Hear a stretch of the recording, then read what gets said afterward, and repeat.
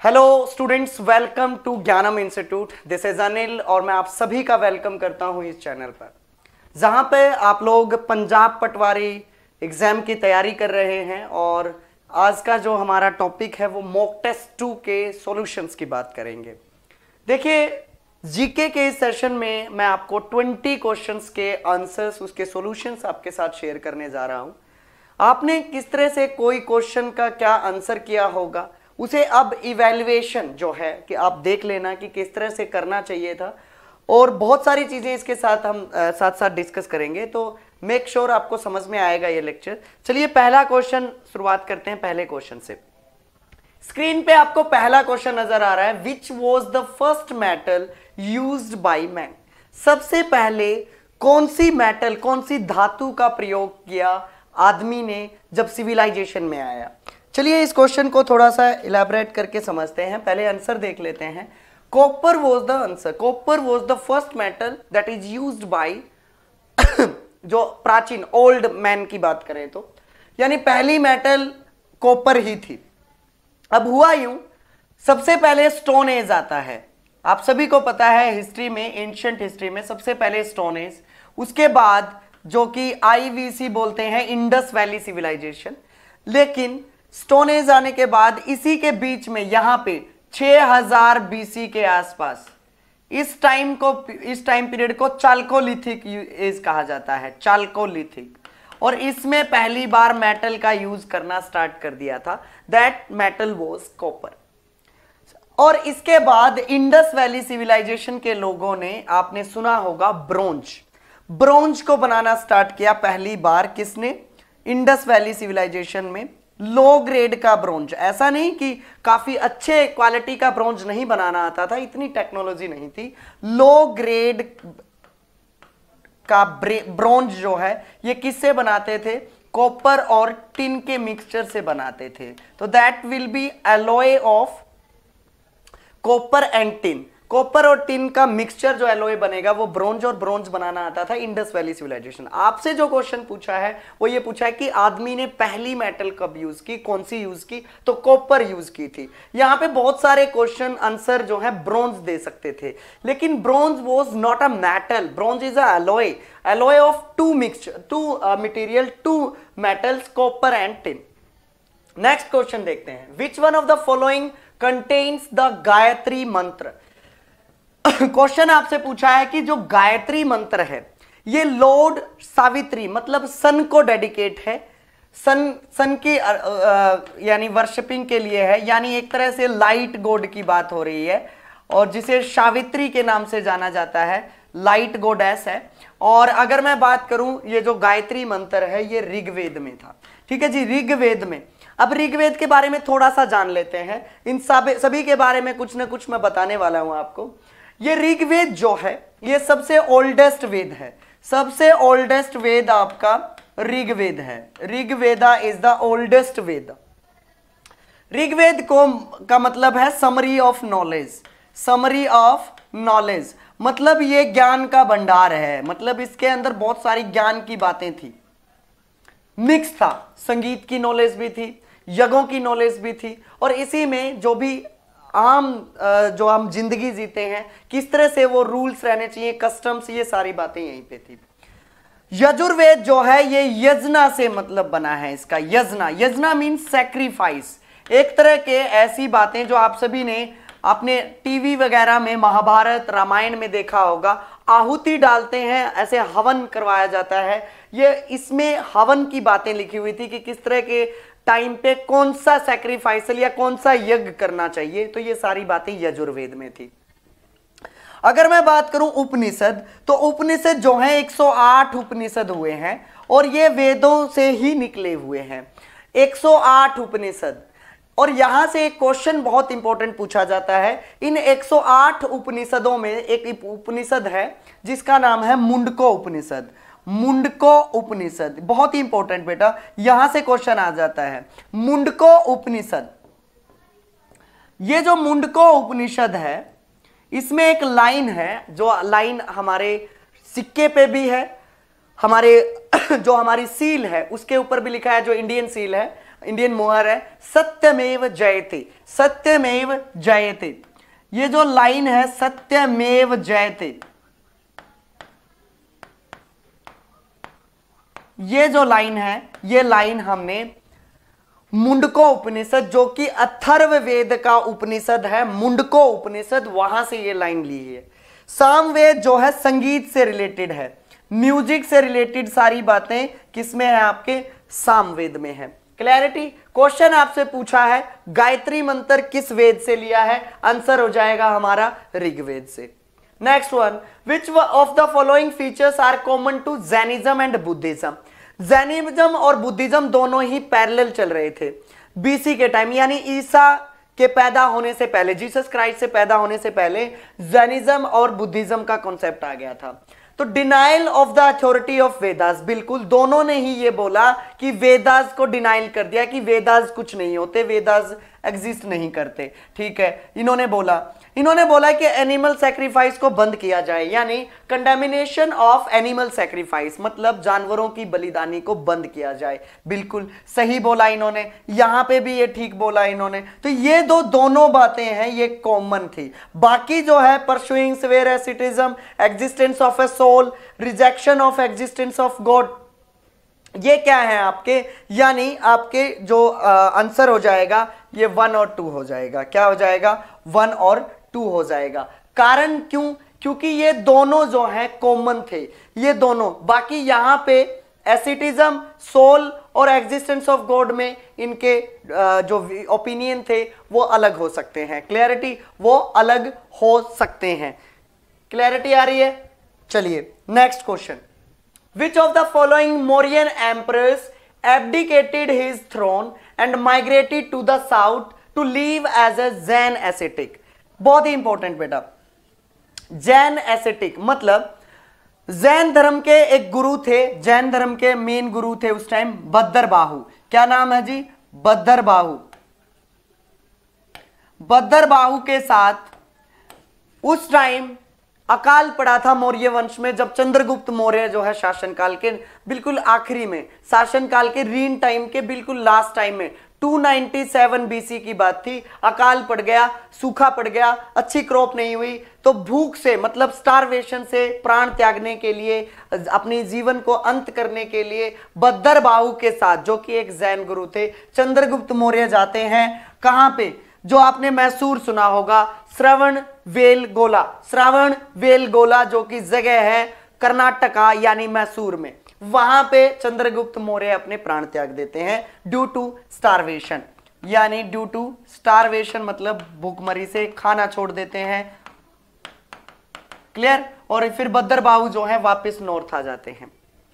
Next, the constituent assembly which framed the constitution for independent India was set up in। जो constituent assembly है, constituent assembly जो है किस year के अंदर इस्टेब्लिश की गई, बनाई गई, फ्रेम की गई, तो 1946 में कॉन्स्टिट्यूएंट असेंबली की फॉर्मेशन हुई। सबसे पहले कॉन्स्टिट्यूएंट असेंबली की मांग की जाती है 1934 में, ऑफिशियली नहीं, लेकिन एक इंसान थे जिसका नाम था, फ्रीडम फाइटर, जिसका नाम था एमएन रॉय। एमएन रॉय ये पहली बार मांग करते हैं किसकी, कॉन्स्टिट्यूएंट असेंबली की। He demanded for the constituent assembly but rejected by the British government, government ने मना कर दिया था। इसी एमएन रॉय को क्या बोला जाता है, फादर ऑफ कम्युनिस्ट भी बोला जाता है, फादर ऑफ कम्युनिस्ट। यहां से क्वेश्चन बन सकता है। क्लैरिटी। तो 1946 के जुलाई अगस्त सितंबर में चुनाव वगैरह होके कॉन्स्टिट्यूएंट असेंबली के मेंबर्स को चुन लिया गया, और फिर मीटिंग जो स्टार्ट होती है, पहली मीटिंग जो है 9 दिसंबर 1946, फिर दूसरी मीटिंग 11 दिसंबर को, तीसरी मीटिंग 13 दिसंबर को। ऐसे ये 24 बार मीटिंग करते हैं, 24 बार टोटल।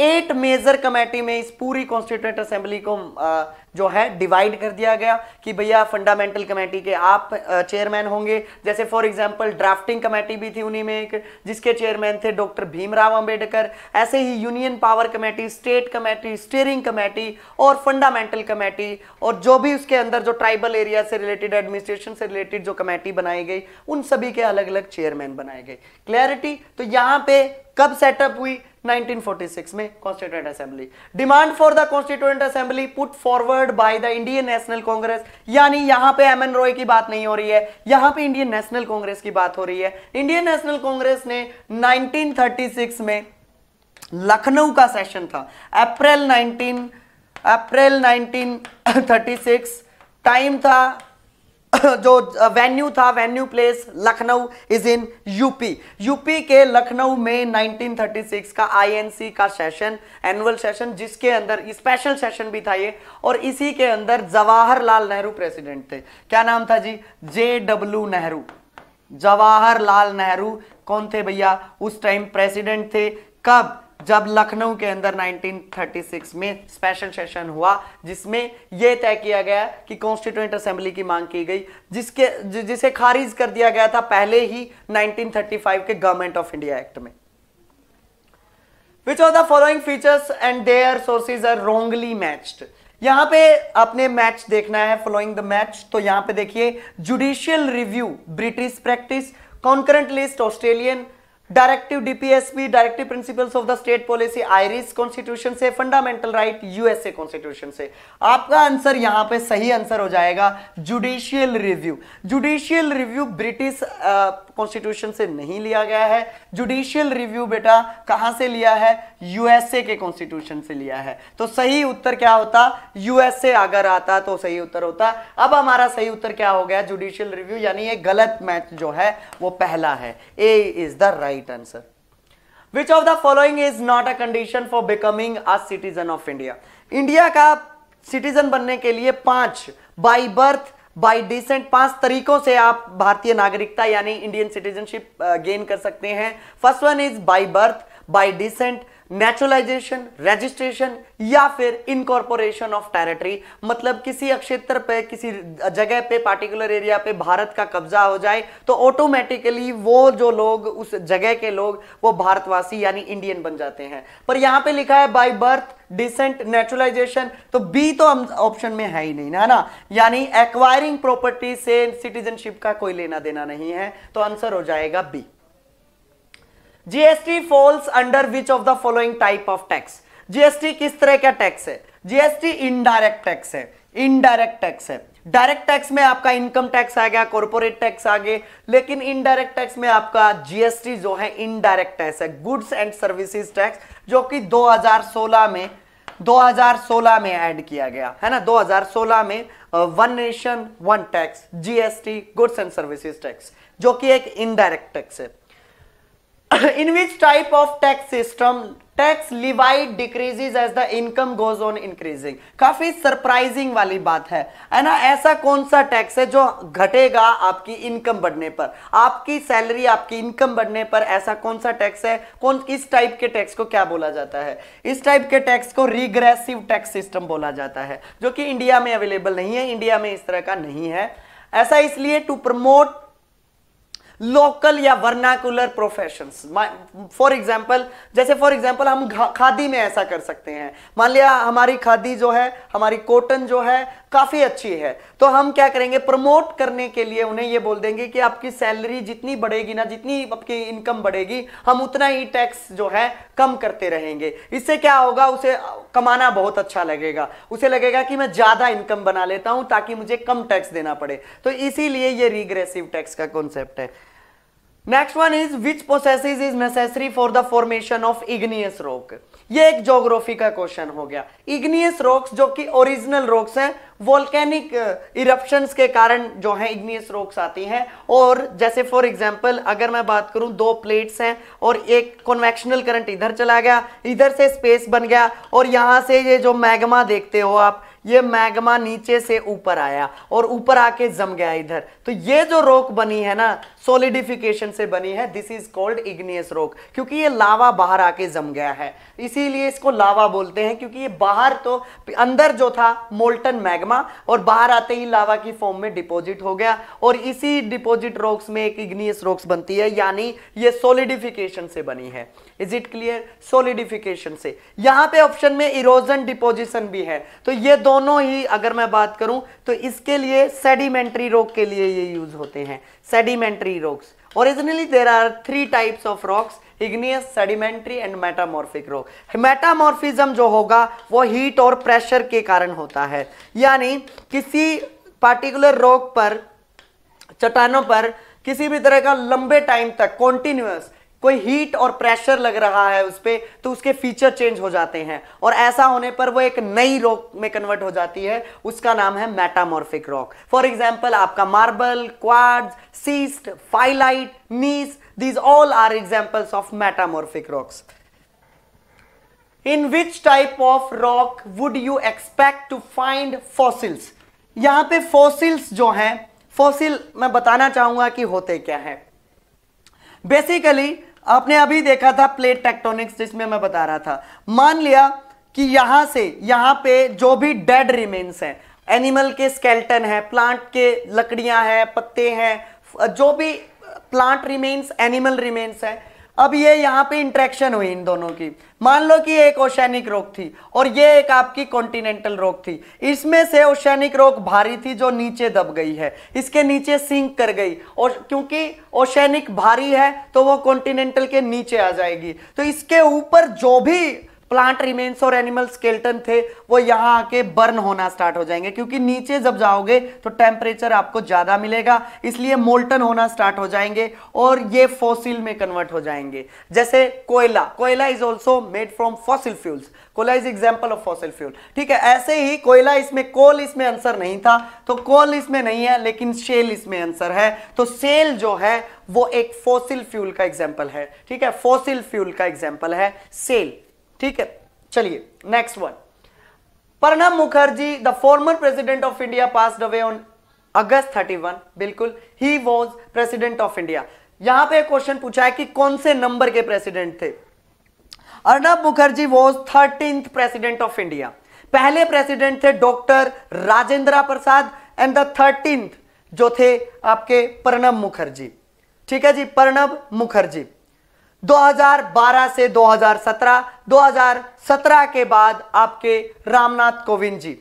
अब्दुल कलाम भी प्रेसिडेंट रहे थे 2002 से लेके 2007, 2007 से लेके 2012 तक प्रतिभा पाटिल, 12 से 17 प्रणब मुखर्जी और 17 से 22 तक रहेंगे आपके, मतलब अभी तक जो है तय है रामनाथ कोविंद। इसके बाद दोबारा से इलेक्शन जीत जाते हैं तो ये आगे भी बन जाएंगे। ठीक है, तो यानी अभी जो है रामनाथ कोविंद जी 14th प्रेसिडेंट है इंडिया की। The Indian economy contracted by massive 23.9% April to June quarter, यानी फाइनेंशियल ईयर 21 में अगर मैं बात करूं कि गिरावट जो हुई वो कोरोना के चलते, लेकिन एक चीज तो है, एक चीज तो जो कहनी पड़ेगी कि भैया ग्रोथ किस सेक्टर में देखने को मिली, थोड़ी सी पॉजिटिव ग्रोथ देखने को मिली एग्रीकल्चर में। एग्रीकल्चर में पॉजिटिव, बाकी ये सारे पावर, यानी पावर मतलब एनर्जी, इलेक्ट्रिसिटी, मैन्युफैक्चरिंग, गाड़ियां हो गई या कुछ और प्रोडक्ट बनाना हो गया, नन ऑफ द कुछ चीज होती ही नहीं। ठीक है, तो पावर एंड मैन्युफैक्चरिंग में पूरी तरह से गिरावट देखने को मिली, पर एग्रीकल्चर ने संभाला देश को, थोड़ा बहुत पॉजिटिव ग्रोथ एग्रीकल्चर फील्ड की थी। India's first female and oldest cardiologist died at the age of 103. 103 साल की उम्र में नेशनल हार्ट इंस्टीट्यूट की जो है कार्डियोलॉजिस्ट भी थी और ये नेशनल हार्ट इंस्टीट्यूट की डायरेक्टर भी थी। तो इसका जो नाम है, इस लेडी का जो नाम था, डॉक्टर लेडी का नाम था एस पद्मावती, यानी श्री राम कृष्णा अय्यर पद्मावती, पूरा नाम। ठीक है, श्री राम कृष्णा अय्यर, पद्मावती इनका नाम था। ये डायरेक्टर भी थी नेशनल हार्ट इंस्टीट्यूट की और दिल्ली में इनकी मृत्यु हो गई। ठीक है, करीब 29 अगस्त को इनका देहांत हुआ है। ठीक है, तो अगस्त ये हमारे लिए एक इंपॉर्टेंट करंट अफेयर का क्वेश्चन बन जाएगा। दूसरा इंपॉर्टेंट, इनका जन्म कब हुआ, जन्म कहां हुआ? इसका जन्म जो है बर्मा में हुआ है, यानी उस टाइम जो म्यांमार जिसे कहते हैं हम आज, जो म्यांमार कंट्री है,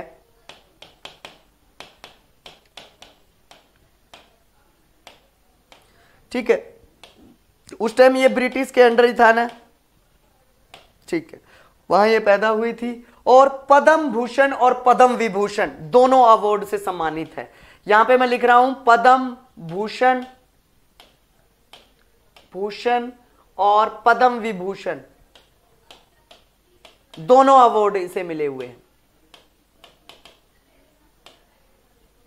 क्लियरिटी? ठीक है, नेक्स्ट क्वेश्चन देख लेते हैं। एस पद्मावती नाम था इनका।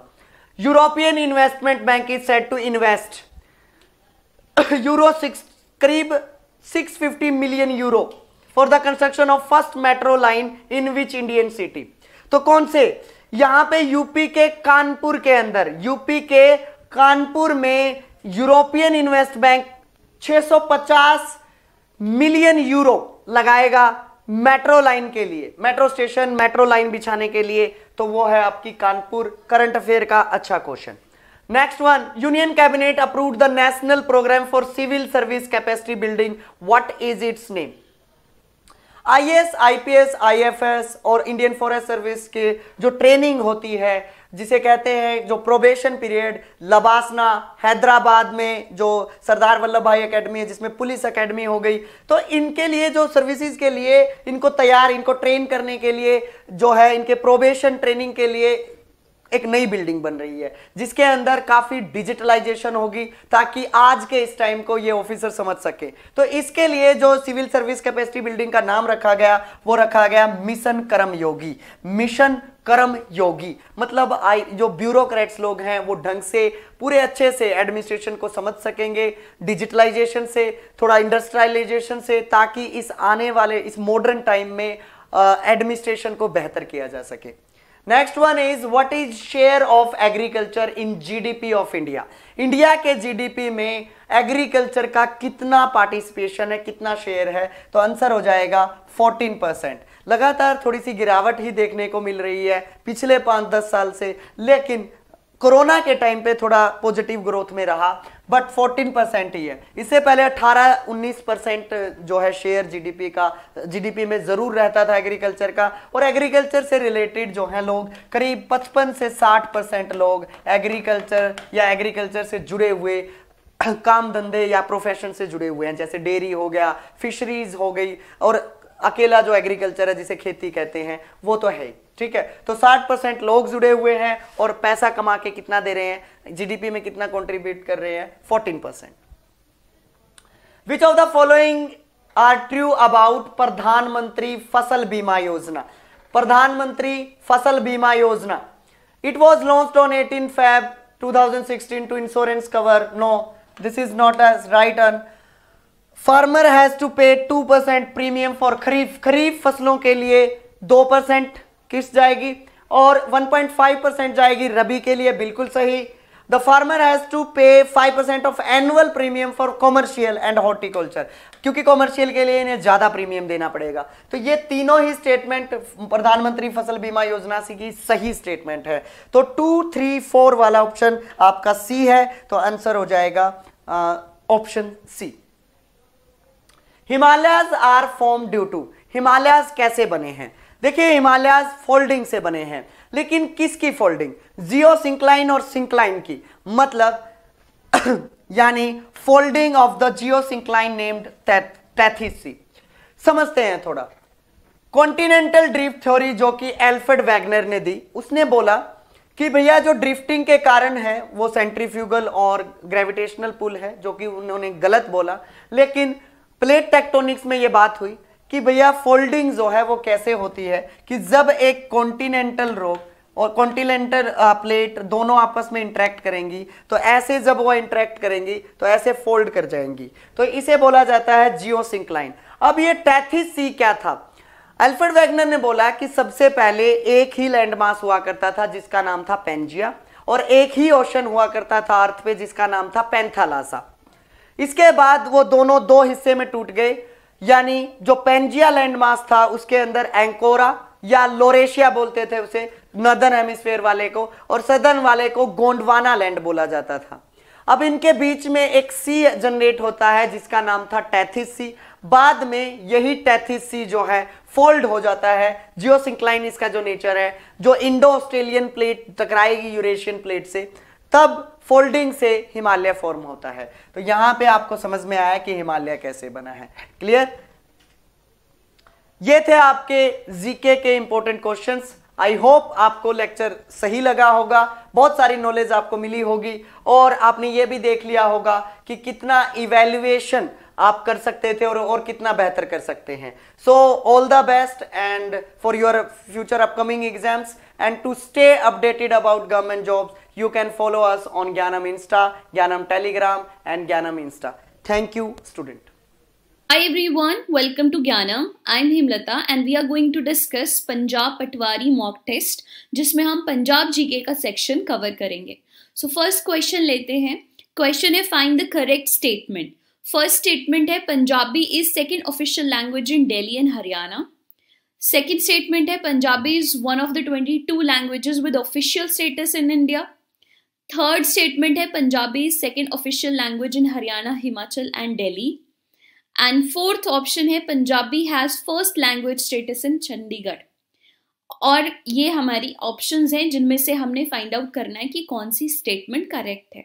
सो बेसिकली देखा जाए हमारी फर्स्ट स्टेटमेंट ही करेक्ट है, बाकी की जो स्टेटमेंट्स हैं दीज आर नॉट करेक्ट। जो पंजाबी है it is second official language in Delhi and Haryana, ये करेक्ट है। Punjabi is one of the 22 scheduled languages of India. यहाँ पर ये जो ऑफिशियल स्टेटस दिया हुआ है दिस इज नॉट राइट, यहाँ पे होना चाहिए था scheduled languages, right. Third statement है Punjabi is second official language in Haryana Himachal, तो हिमाचल में नहीं है। And Punjabi has first language status in Chandigarh, ऐसा भी नहीं है। सो यहाँ पर हमारी फर्स्ट स्टेटमेंट करेक्ट है, that means answer is only one. Second question पे आते हैं। क्वेश्चन है विच इज करेक्ट स्टेटमेंट, और स्टेटमेंट है हमारी कि हमारे पास लोकसभा की कितनी सीटें हैं, राज्यसभा की कितनी सीटें हैं और स्टेट लेजिस्लेटिव की कितनी सीटें हैं पंजाब में। तो यहाँ से हमारी करेक्ट स्टेटमेंट है डी, पंजाब में 13 सीटें लोकसभा की हैं, 7 सीटें राज्यसभा की हैं और 117 सीटें विधानसभा की हैं। ठीक है, लेजिस्लेटिव असेंबली की हैं, और लेजिस्लेटिव असेंबली जो है हमारी वो यूनिकैमरियल है, बाईकैमरियल नहीं है जैसा कि फर्स्ट स्टेटमेंट में दिया है। यूनिकैमरियल का मतलब होता है सिंगल हाउस, ठीक है, विधानसभा ओनली, और बाई कैमरल का मतलब होता है डबल हाउस यानी 2 हाउसेस, और उसमें से कौन से, विधानसभा और विधान परिषद। तो यहां से करेक्ट स्टेटमेंट है हमारी डी। नेक्स्ट क्वेश्चन है book Marhi Da Deeva was written by which of the following author. Marhi Da दीवा जो है वो किसने लिखा है, ये लिखा है भाई गुरदयाल सिंह जी ने। ठीक है, नेक्स्ट क्वेश्चन है मैच द फॉलोइंग। तो ये इस तरफ गुरुज के नेम दिए हैं और इस तरफ वाइफ्स के नेम दिए हैं। सो करेक्ट जो स्टेटमेंट है यहाँ से, करेक्ट जो मैच है that is C, that means Guru Angad Dev ji की जो वाइफ हैं वो हैं बीबी खीवी जी। बीबी खीवी जी वो लेडी हैं जो एक सिंगल लेडी हैं जिनका की रेफरेंस गुरु ग्रंथ साहिब जी में मिलता है। देन गुरु अमरदास जी की वाइफ का नाम है माता मनसा देवी जी। गुरु तेग बहादुर जी की वाइफ का नाम है माता गुजरी जी, एंड गुरु अर्जन देव जी की वाइफ का नाम है माता गंगा देवी जी। ठीक है, नेक्स्ट क्वेश्चन पे आते हैं। क्वेश्चन है Ludhiana is called Manchester of India because. Ludhiana को मैनचेस्टर ऑफ इंडिया कहा जाता है क्योंकि Ludhiana is known for the infrastructure, best infrastructure. तो इंफ्रास्ट्रक्चर की वजह से है, याद रखना, नॉट इंडस्ट्रियलाइजेशन। नेक्स्ट क्वेश्चन है in Punjab 3 civil aviation clubs are there. Punjab में 3 सिविल एविएशन क्लब्स हैं जिनका नाम जो कि हैं लुधियाना में, पटियाला में और अमृतसर में, राइट। तो करेक्ट आंसर है हमारा ऑप्शन सी, पंजाब में 3 सिविल एविएशन क्लब हैं, लुधियाना में, पटियाला में और अमृतसर में। नेक्स्ट क्वेश्चन है Bharatiya Sahitya Akademi award winner Dalip Kaur Tiwana was awarded this honour for which of her writings. कौन सी राइटिंग्स के लिए? तो आंसर है एहो मारा जीना। ठीक है। एहो हमारा जीना ये किताब है दिलीप कौर टिवाना की। यहाँ से याद रखना डायरेक्टली क्वेश्चन भी, ये भी इस तरह से भी क्वेश्चन पूछ लिया जाता है और ये भी आ सकता है कि दिलीप कौर टिवाना को कौन सी किताब के लिए भारतीय साहित्य अकेडमी अवार्ड दिया गया था। या क्वेश्चन ऐसे भी आ सकता है कि भारतीय साहित्य अकेडमी अवार्ड एहो हमारा जीना जो है उसके लिए मिला था, कौन से ऑथर को मिला था, तो ये भी आपने याद रखना है, दिलीप कौर टिवाना। ठीक है। नेक्स्ट क्वेश्चन है 550th birth anniversary of Guru Nanak Dev ji was celebrated in which year. Year पूछ रहे हैं कौन सी साल में हुआ था। So we all know that ये कब हुआ था, 2019 में। ठीक है। गुरु नानक देव जी की बर्थ एनिवर्सरी को कितने साल हो गए थे, 550। नेक्स्ट क्वेश्चन है the first Punjabi poet used the symbol of human relationship between wife and husband to express his longing for union with divine. ये कौन से पोइटिक सिंगर थे पहले ऐसे जिन्होंने ह्यूमन सिंबल यूज किया था। ठीक है। Symbol of human relation use किया था, जैसे कि वाइफ और हस्बैंड का होता है, ऐसे ही उन्होंने एक ह्यूमन का विद डिवाइन यानी सुप्रीम सोल से जो था वो रिलेशन एक्सप्रेस करना यूज किया था। वो थे बाबा फरीद। ठीक है। जैसे एक हस्बैंड का रिलेशन एक वाइफ से होता है, ऐसे ही उन्होंने रिलेशन जो था वो यूनियन विद डिवाइन यानी आत्मा का परमात्मा के साथ मिलन जो था वो उसी तरह से एक्सप्रेस किया था। दैट वाज बाबा फरीद। ठीक है। और लास्ट क्वेश्चन है हमारा Which of the writer and his work has been paired wrongly? कौन सा पेयर रॉन्ग है। सो पीलू ने लिखा है मिर्जा साहिबान, ये करेक्ट है। वारिस शाह ने लिखा है हीर रांझा, ये भी करेक्ट है। हाशिम शाह ने लिखा है ससी पन्नू, ये भी करेक्ट है। और कादरियार ने सोनी महिवाल ने लिखा है। कादरियार की जो किताब है वो है जैसे किस्सा पूरन भगत। ठीक है। तो ये जो मैच था ये रॉन्ग था। सो हमारा राइट आंसर बनता है D. All right, that is it. Thank you so much. All the best.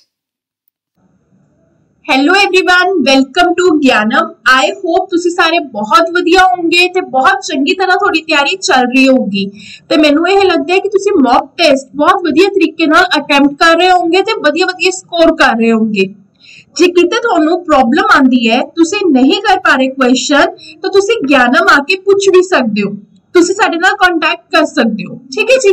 ਔਰ ਅਸੀਂ ਕੋਸ਼ਿਸ਼ ਕਰ ਰਹੇ ਹਾਂ ਕਿ ਮੌਕ ਟੈਸਟ ਦੇ ਥਰੂ ਤੁਹਾਨੂੰ ਹਰ टाइप के क्वेश्चन एक बार दिखाए जान ते थोड़ी तैयारी वधिया तरीके नाल करवाई जाए। आज आपां अगला मॉक टेस्ट डिस्कस करांगे कि पेपर विच सानू किवें अटेम्प्ट करना चाहिदा सी। हाँ जी, मॉक टेस्ट आपां डिस्कस करते हैं।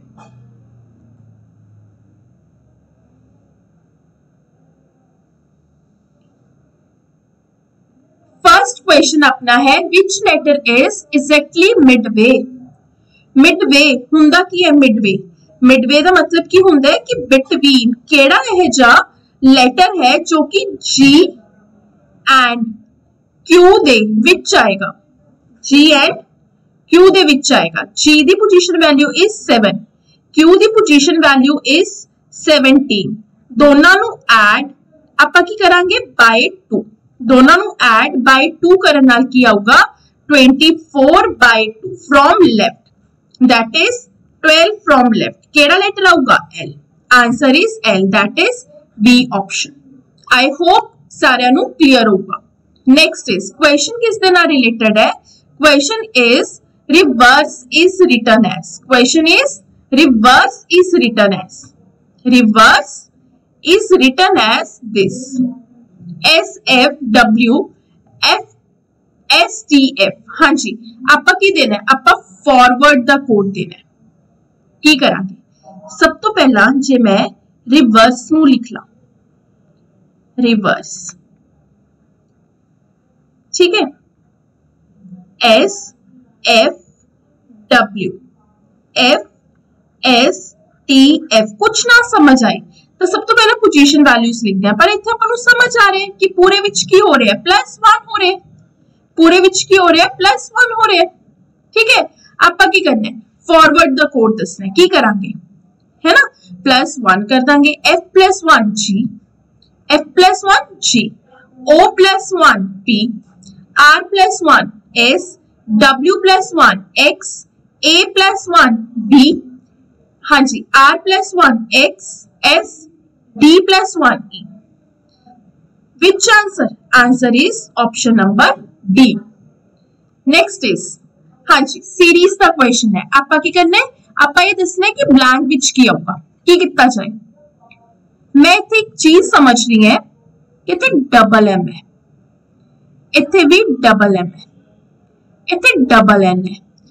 शायद ये होवे कि double N double N double N double M double N double M double M double M. Answer क्या होगा? Double N then double M. Answer is C option. हाँ जी, नेक्स्ट सीरीज ਨੂੰ कंप्लीट करिए जे। एस आर टी यू आना है, मतलब इत्थे आर आना चाहिए। S R T U, S R T U, S R T U, है ना। यू तो बात क्या आना चाहिए? S are. आर एस वाली ऑप्शन आर एस यू, बिल्कुल आंसर इज डी ऑप्शन। हाँ जी, अगला क्वेश्चन अपना एनोलॉजी ना रिलेटेड है। ई जी आई के इज रिलेटेड टू, ओके, हाँ राइट। अपा डी एफ एच जे किस दे नाल रिलेटेड है यह देखना है। हुण इस कितना की है, अगर इस स्टार्टिंग द फिफ्थ लेटर है ना, ठीक है जी, ते इन्हां नूं उल्टा करके लिखा गया। आप एक काम करते हैं, ई डी -1 -1 -1, आप इसका -1 कर दिए तो अपना शॉर्टकट नाल वधिया आंसर आ जाऊगा। हाँ जी, की आएगा ई ओदे विच की होया -1 है ना, ते आप इस दे विच जे -1 कर दिए we,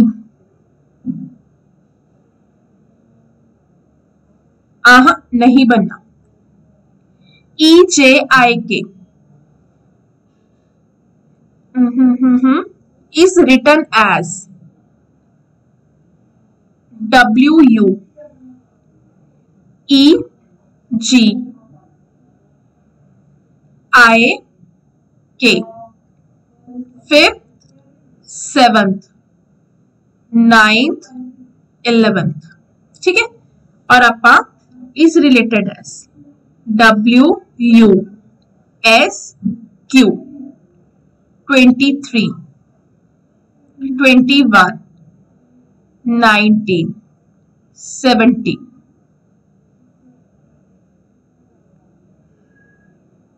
DFHJ 4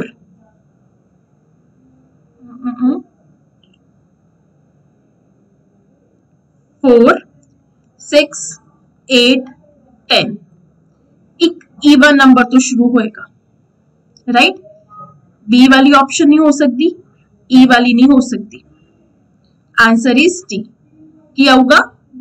x we T R 24 22 20 18, ठीक जी। Answer is D option. हाँ जी, 3 4 विचों सेम टाइप दी है, एक अलग है, ओह बाहर कढ़ना आप। हाँ जी, किवें बाहर कढ़ांगे? जन मार्च मई दिसंबर, राइट। इस दे विच की हो रहा है? जन मार्च मई दिसंबर। देखो वॉवल सारे बड़े, vowel capital, vowel capital, vowel E जो है वो की किस च देती? स्मॉल लेटर च देती, तो इसलिए आंसर की आएगा अपना डी, ठीक है जी। हाँ जी, नेक्स्ट इज डायरेक्शन दा क्वेश्चन है। क्वेश्चन है कि एक मैन ने वेस्ट फेस किया, ठीक है, ओह क्लॉकवाइज भी गया, ओह एंटी क्लॉकवाइज भी गया। क्लॉकवाइज क्या हो 45 डिग्री, फिर क्या 180 डिग्री, एंटी क्लॉक क्या हो 270 डिग्री, ठीक है। जे मैं क्लॉक नू ऐड करा, 225 डिग्री है ना क्लॉकवाइज। क्लॉक ਨੂੰ ऐड कर दो, एंटी क्लॉक कुछ ऐड करने वाला है ही नहीं। बड़ा की है एंटी क्लॉक, बड़े विचों छोटा की कर दो, माइनस कर दो 45। यह एंटी क्लॉक, यह क्लॉक, आंसर किस जाऊगा एंटी क्लॉक। कितना 45 डिग्री किस direction anti clockwise, north east south west, answer is south west. हाँ जी, B is only child of, only daughter of C's grandfather। पहला तो आप C दे ग्रैंडफादर बनाइए, C दे ग्रैंडफादर, C दे पापा है ना, C दे ग्रैंडफादर दे only daughter, the only child है कौन B। ठीक है जी, हाँ जी, ओनली चाइल्ड है B। How is C's father, C दे जो फादर है वो की लगदे है P दे, अंकल लगे केड़े वाली, मम्मी दे भरा मतलब मामा, की कहोगे मैटरनल अंकल। अगला क्वेश्चन सिटिंग ना रिलेटेड है, 6 गर्ल्स है, ठीक है, मतलब आप पहला सर्कल बना लिए, 1 2 3 4 5 6। सोनिया ऑपोजिट राधिका, सोनिया ऑपोजिट किसते राधिका दे। Poonam is sitting right of Radhika, face अंदर है ना, यह राइट लेफ्ट एदा होया क्योंकि एदा फेस नॉर्थ वाला है, एदा राइट लेफ्ट उल्टा हो गया। हाँ जी, पूनम किथे है, Poonam is sitting right of Radhika, Poonam इथे आ गई, ठीक है। But left of Deepti, Poonam जो है वो दीप्ति दे लेफ्ट है, मतलब दीप्ति इथे आई। Monika is sitting left of Radhika, मतलब मोनिका इथे आ गई, मोनिका इज हियर, मोनिका इथे आ गई है ना। नाउ रिमेनिंग पर्सन कौन बचिया, कामिनी, दीप्ति एंड कामिनी, दीप्ति और कामिनी, अगर ये दोनों अपनी सीट चेंज कर रहे हैं, ठीक है, कामिनी इथे दीप्ति इथे, और किनु सीट चेंज करवाइए, मोनिका ते राधिका, मोनिका इथे राधिका इथे, ठीक है। Who is opposite to Sonia, Sonia दे ऑपोजिट कौन आ जाऊगा जी सीट चेंज है तो मोनिका, बस। अगला question, who will be sitting to the left of Kamini, अगर सीट चेंज है तो कामिनी यह हुई राइट इधर होया, कामिनी इधर लेफ्ट इधर, तो कामिनी दे लेफ्ट कौन है Poonam, answer is Poonam. Next is, हाँ जी, who will be sitting to the left of Deepti, seat change है, दीप्ति, वेयर इज दीप्ति, हाँ जी, दीप्ति दे लेफ्ट कौन है, राइट इधर लेफ्ट इधर, that is Sonia, left of Deepti Sonia. हाँ जी, next is related to ranking, Nisha related to Suja है ना, Nisha taller than Suja, Neena, Neena, Neena taller than Nisha, ठीक है जी। नीला इज टॉलर देन, एक हो रही Neela is taller than Neena, ठीक। मीशा सब तो लंबी है, अगर इन्हों ठीक है इन्हों की हाइट के अकॉर्डिंग खड़ाया जाए तो मिडल च कौन, नीला सब तो लंबी, फिर आई नीना, नीना तो बाद कौन आया एन, एन तो बाद कौन आया एस, तो सब तो लंबा कौन सी मीशा, तो सेंटर च कौन आऊगा नीना, आंसर इज नीना। हाँ जी, नेक्स्ट इज की क्या गया, ठीक है, एक मैन है उन्हें सॉक्स पाइया 2 कलर दी, black and brown, he has altogether 20 black socks, 20 brown socks, ठीक है जी। Supposing he has to take out the socks in the dark, how many must he take out of to be sure that he has a matching pair, और घट्टो घट 3 socks तक कड्डी है पहन किया, पहला सपोज उन्हें ब्लैक कर दिया, ठीक है, फिर ब्राउन, अगली चाहे ब्लैक आए चाहे ब्राउन आई तो ਉਹਦਾ पेयर की हो जाऊगा, कंप्लीट हो जाऊगा। तो घट्टो घट ਉਹਨੂੰ 3 ਸੌਕਸ तक ਕੱਢਣੀਆਂ ਹੀ ਪੈਣਗੀਆਂ ਕਿ ਉਹਦਾ ਇੱਕ पेयर एटलीस्ट जरूर बन जाए।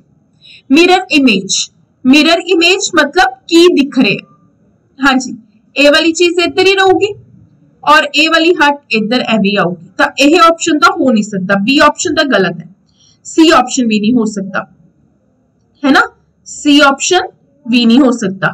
ए ते डी, डी भी नहीं हो सकता क्योंकि डी तो सेम ही है, तो बच्चा की ए। हाँ जी, in the following diagram 3 classes of population are presented by 3 figures. Triangle represents school teacher, बिल्कुल ठीक। Square represent married person, very good। And circle represent joint family. Married person living in joint family but not working as school teacher, मतलब वो बंदा triangle च नहीं आना चाहिए। Represented by, दोनों का कॉमन की है D. Answer is which option? Answer is C option. ठीक है जी, हाँ जी, thank you so much guys. I hope जो मैं तुहानू पढ़ाया तुहानू समझ आया, तुहानू इस विच कोई दिक्कत नहीं आई होगी। थैंक यू सो मच जी।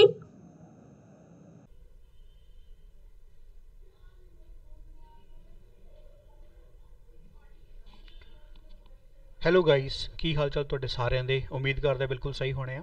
ਤਾਂ ਅੱਜ ਆਪਾਂ ਤੁਹਾਡੇ ਲਈ ਪੰਜਾਬ ਪਟਵਾਰੀ ਦਾ ਇੱਕ ਹੋਰ ਮੌਕ ਟੈਸਟ ਦਾ ਸੋਲੂਸ਼ਨ ਲੈ ਕੇ ਆਏ ਨੇ, ਜਿਹਦੇ 'ਚ ਆਪਾਂ ਡਿਸਕਸ ਕਰੂੰਗੇ ਕੰਪਿਊਟਰ ਬਾਰੇ। ਚਲੋ ਗਾਈਸ ਆਪਾਂ ਸਟਾਰਟ ਕਰਦੇ ਹਾਂ।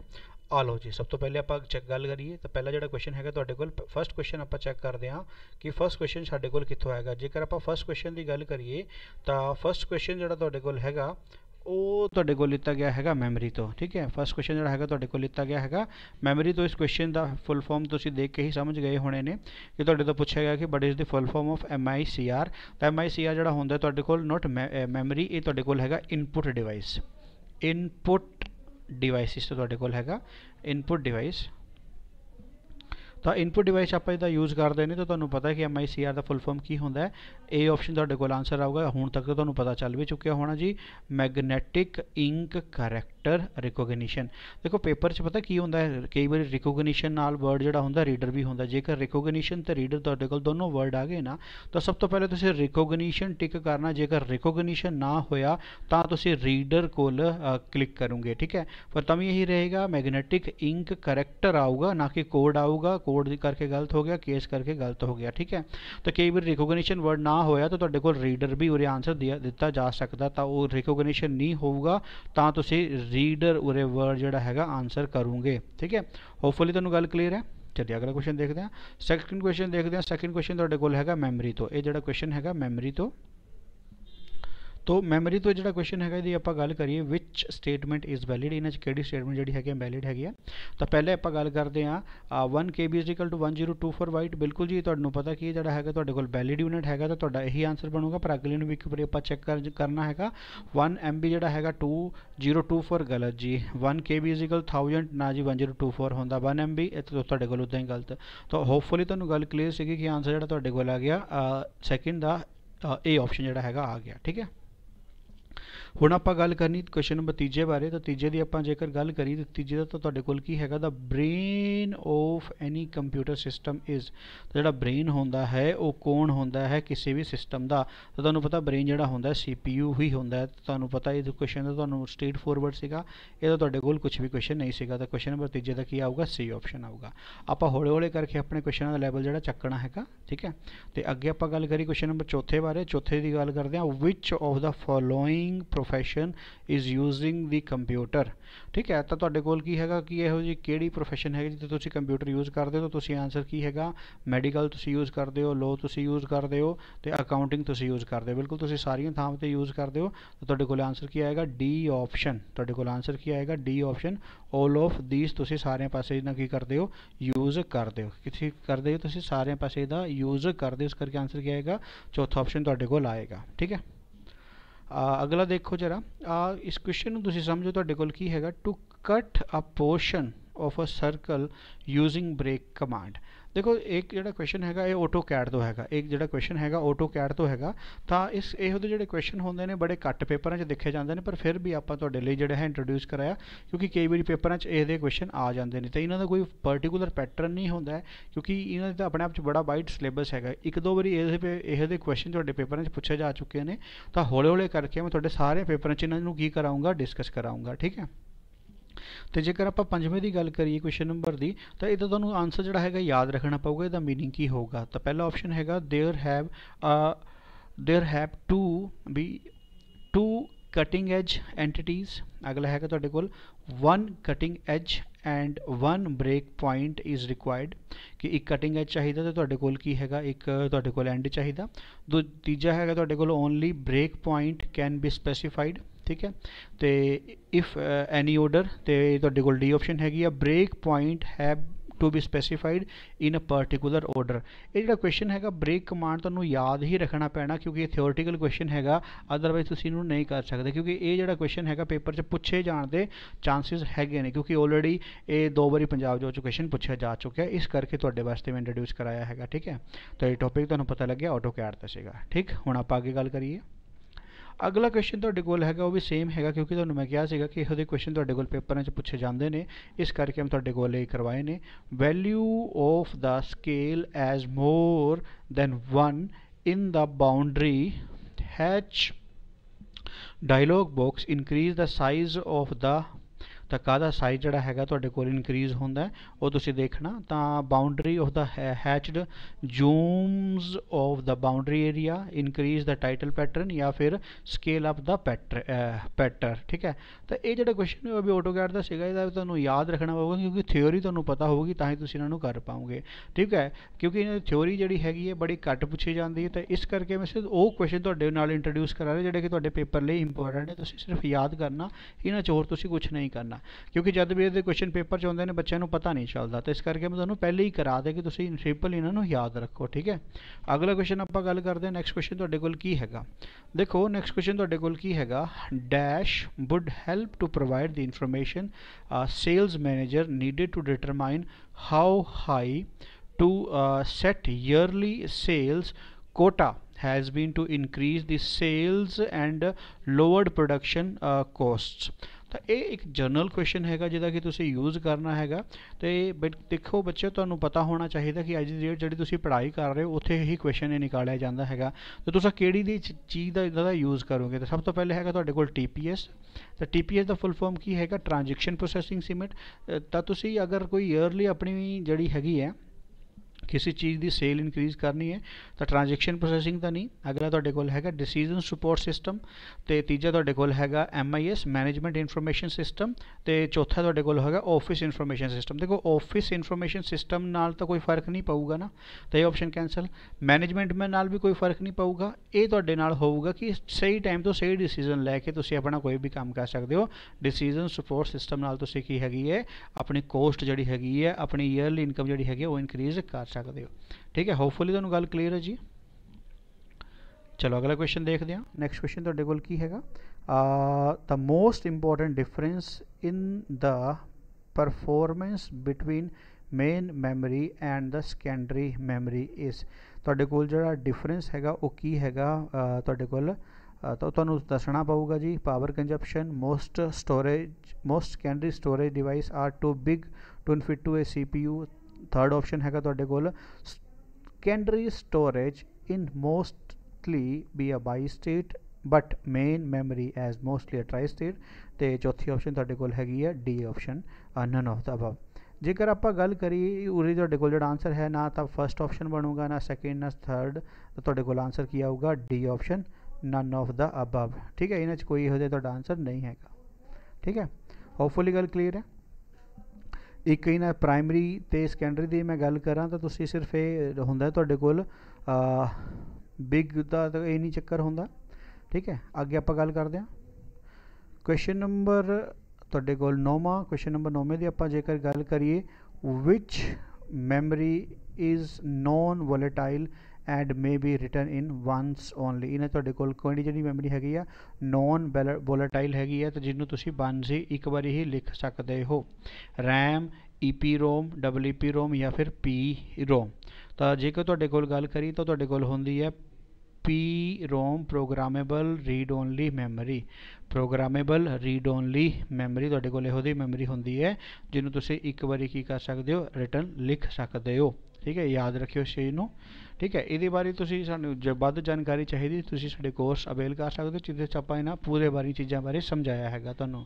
ठीक है, अगला गल करिए अपना क्वेश्चन नंबर 10वां। क्वेश्चन नंबर 10वें की आपां गल करते हैं तो क्वेश्चन नंबर 10वें की देखो जी, तुहाडे कोल ये जिहड़ा क्वेश्चन हैगा IT एक्ट तो लिता गया हैगा। The information technology act 2000 bill was passed by the KR Narayan. ये जिहड़ी गल हैगी ट्रू हैगी है या फॉल्स हैगी है? तो ये जिहड़ी गल तुहाडी हैगी है फॉल्स हैगी है। ठीक है, ये तुहाडी गल तुहाडी हैगी है फॉल्स हैगी है। इस बिल च की सीगा? इस बिल च सीगा कि एक्चुअल च इस बिल च तुहाडे कोल सीगा 66A बारे आपां देख रहे सीगे IT एक्ट बारे, जिहदा कि इंटरनेट च तुहाडे कोल मिसकंडक्ट किया जाता, तुहाडे तो कोई भी मिसबिहेव करिया जा रहा, तुहाडी फोटो ली जा रही, तुहानूं ब्लैकमेल किया जा रहा, उस बारे ये बिल जिहड़ा सीगा। ते वध इन्फॉर्मेशन लई तुसीं साडे कोर्स जो है ज्वाइन कर सकते हो। ठीक है, तो अगे आप गल करिए क्वेश्चन नंबर 11वें बारे। क्वेश्चन नंबर 11वें की आप गल करते हैं which of the following is known as the malicious software. ये तुहाडे कोल जिहड़ा हैगा मालवेयर तो क्वेश्चन लिता गया हैगा। मालवेयर का मतलब हैगा तुहाडे कोल वायरस।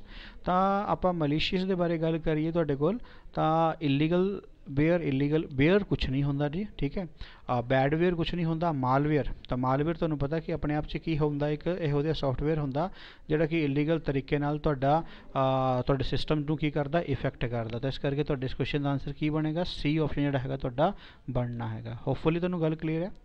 मलीशियस वेयर नहीं ना होंदा। ठीक है, चलो अगला क्वेश्चन देखते हैं। अगला क्वेश्चन तुहाडे कोल की हैगा to protect a computer from virus you should install. जेकर तुसी अपने सिस्टम नूं इंस्टॉल कर वायरस तो बचाना तुहानूं कादी लोड़ पैंदी है? बैकअप विज़र्ड दी, डिस्क क्लीनअप दी, या फिर एंटीवायरस दी, या फिर डिस्क फ्रैगमेंटेशन दी। तुहानूं पता तुहानूं किस चीज़ की लोड़ होंदी है जी? एंटीवायरस दी, ताकि तुहाडे सिस्टम तो वायरस आने तो रोकया जा सके। होपफुली तुहानूं गल क्लीयर है जी। ठीक है, हुण आपां अगले क्वेश्चन बारे गल कर रही है। क्वेश्चन नंबर 13 च आपां देखते हैं। क्वेश्चन नंबर 13 की हैगा which process can be obtained more accurately in position. तो ये तुहाडे कोल वायरलेस टैक्नोलॉजी तो लिता गया हैगा जी क्वेश्चन, जिहड़ा कि तुहाडा इस बारी चेंज होकर आया हैगा। तो carrier wave method, absolute positioning, तो रिलेटिव पोजीशनिंग, या फिर रीसैक्शन मैथड। तो इस क्वेश्चन का जो मोर एक्यूरेटली पोजीशन तुसीं देखते हो, कित्थे देखते हो? रिलेटिव पोजीशनिंग तुहानूं जिहड़ा हैगा पता चलता हैगा कि मोर एक्यूरेट तुहाडे कोल जिहड़ी हैगी है पोजीशन उरे आ जाती है। ठीक है, मोर एक्यूरेट तुहाडे कोल पोजीशन जिहड़ी आ जाती है। इस बारे भी तुसीं साडे कोर्स च अवेल कर सकते हो, जिथे कि आपां पूरी इन्फॉर्मेशन तुहानूं प्रोवाइड की है वायरलेस टैक्नोलॉजी च। ठीक है, आ लो जी अगे आप गल करते हैं। नैक्सट क्वेश्चन तुहाडे कोल हैगा विच of the following technology does not use in MIMO। तो ठीक है, MIMO तुसीं किहड़ी जिहड़ी हैगी है टैक्नोलॉजी यूज़ नहीं करते। तो सब तो पहले तुहाडे कोल हैगा 4G आपां यूज़ करते हैं। वाईफाई भी आपां यूज़ करते हैं। वाईफाई भी WiMAX भी आपां यूज़ करते हैं। AMPS तुसीं टैक्नोलॉजी यूज़ नहीं करते। इस करके तुहाडा आंसर की बनेगा जी? D ऑप्शन बनेगा। तुहाडे तो यही पूछा सीगा किहड़ी टैक्नोलॉजी तुसीं यूज़ नहीं करते। ठीक है, तो अगला क्वेश्चन अज का साडा आखिरी क्वेश्चन हैगा। ये तुहाडे कोल जिहड़ा हैगा MS Excel तो लिता गया है। इस क्वेश्चन की आपां गल करते हैं। Which of the following is an example of the text in a spreadsheet. ध्यान नाल देखो, तुहाडे तो पूछे एग्जाम्पल जिहड़ा हैगा टैक्सट का एग्जाम्पल तुसीं देना हैगा। काहदा एग्जाम्पल? टैक्सट का एग्जाम्पल तुसीं देना हैगा। जेकर टैक्सट की मैं गल करा, ये तो तुहाडे कोल नंबर हैगा। ठीक है, ये तो तुहाडे कोल नंबर हैगा, तुहाडे कोल आंसर नहीं बनेगा। तो ये तुहाडे कोल फॉर्मूला हैगा, ये भी तुहाडे कोल फॉर्मूला हैगा। टैक्स की गल कीती सीगी ना, तो तुसीं आ देखो कि स्टार्टिंग तुहाडे कोल सेल्स जिहड़ा हैगा, सेल्स की हैगा टेक्स्ट हैगा 1994 1995, उहदे बाद नंबर आ सकते हैं, कोई दिक्कत हैगी नहीं है। तो तुहानूं की दसना सीगा? टैक्स का एग्जाम्पल। तो ये नंबर सीगा, ये फॉर्मूला सीगा, ये फॉर्मूला सीगा। तो टैक्स का एग्जाम्पल जिहड़ा सीगा सेल्स ही सीगा। तो सेल के बाद नंबर जिहड़े नहीं आ सकते हैं। एक कन्फ्यूजन करके तुहानूं 1994 1995 लिखिया सीगा ताकि तुसीं कन्फ्यूज़ हो जाओ, पर तुसीं कन्फ्यूज़ नहीं होना। ਤੁਹਾਡੇ ਕੋਲ ਬਿਲਕੁਲ ਸਿੰਪਲ ਜੀ ਗੱਲ ਉਹਨੇ ਪੁੱਛੀ ਸੀਗੀ ਕਿ ਟੈਕਸਟ ਦਾ ਐਗਜ਼ਾਮਪਲ ਤਾਂ ਸਭ ਤੋਂ ਪਹਿਲੇ ਟੈਕਸਟ ਲਿਖਿਆ ਸੀਗਾ, ਉਸ ਤੋਂ ਬਾਅਦ ਤੁਹਾਡੇ ਕੋਲ ਨੰਬਰ ਪਾਤਾ, ਬਸ ਤੁਹਾਡਾ ਆਂਸਰ ਆ ਗਿਆ ਬੀ ਆਪਸ਼ਨ। ਹੋਪਫੁਲੀ ਤੁਹਾਨੂੰ ਸਾਰੀ ਦੀ ਸਾਰੀ ਗੱਲ ਉਰੇ ਤੱਕ ਜਿਹੜੀ ਹੈਗੀ ਆ ਕਲੀਅਰ ਹੋਈ ਹੋਣੀ ਹੈ। ਤੇ ਓਕੇ ਗਾਈਜ਼, ਆਪਾਂ ਅੱਜ ਦੀ ਇਸ ਕਲਾਸ ਨੂੰ ਐਂਡ ਕਰਦੇ ਹਾਂ। ਉਮੀਦ ਕਰਦਾ ਤੁਹਾਨੂੰ ਸਾਰੀਆਂ ਗੱਲਾਂ ਜਿਹੜੀਆਂ ਨੇ ਸਮਝ ਲੱਗੀਆਂ ਹੋਣੀਆਂ ਨੇ। ਤੇ ਜੇਕਰ ਤੁਸੀਂ ਕੁਝ ਪੁੱਛਣਾ ਹੋਇਆ ਤਾਂ ਤੁਸੀਂ ਸਾਡੇ ਸੈਂਟਰਾਂ 'ਤੇ ਕਾਲ ਕਰਕੇ ਕਨਫਰਮ ਕਰ ਸਕਦੇ ਹੋ। ठीक है जी, okay guys, thank you.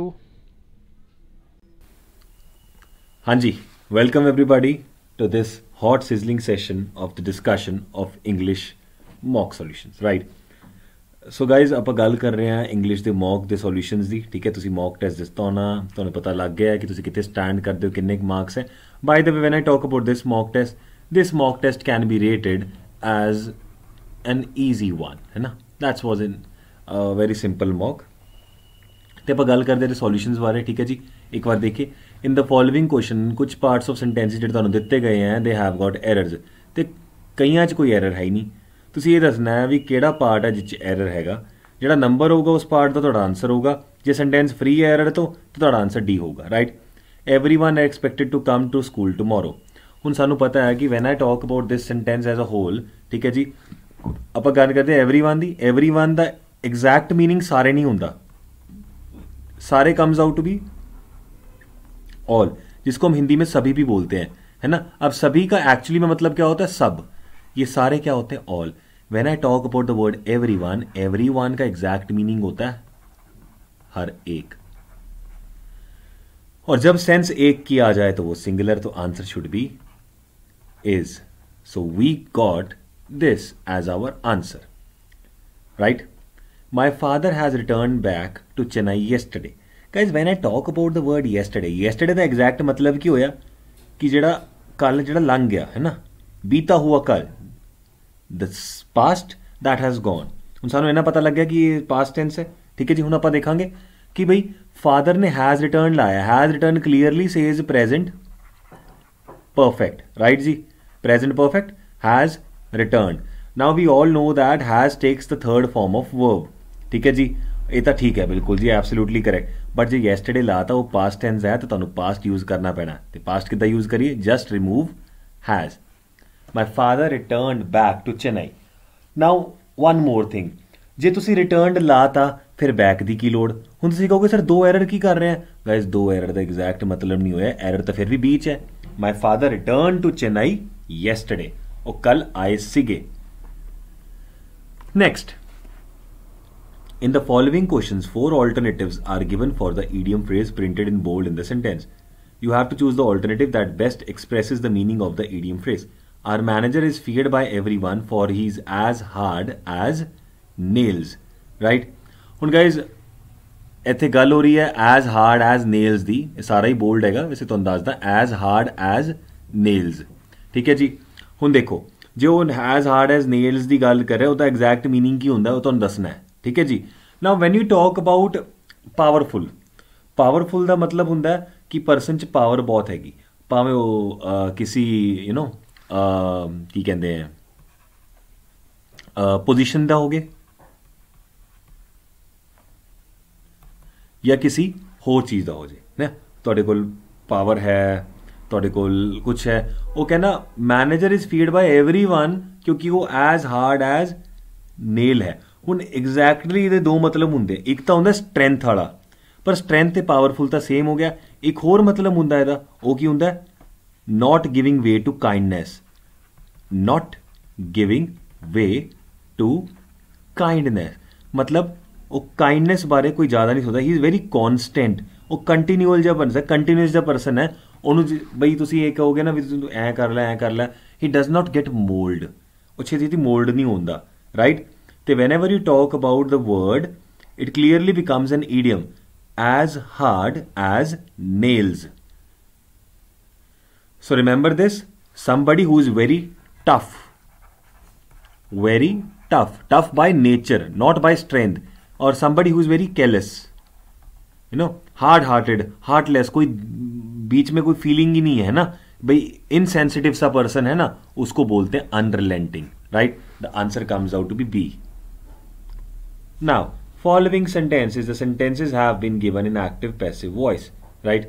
From the given alternatives, choose the one which best expresses the given sentence in passive active voice. The shirt cannot be worn by me any longer. ठीक है जी, shirt cannot be worn. Cannot be worn. B clearly says कि already passive voice चला गया है,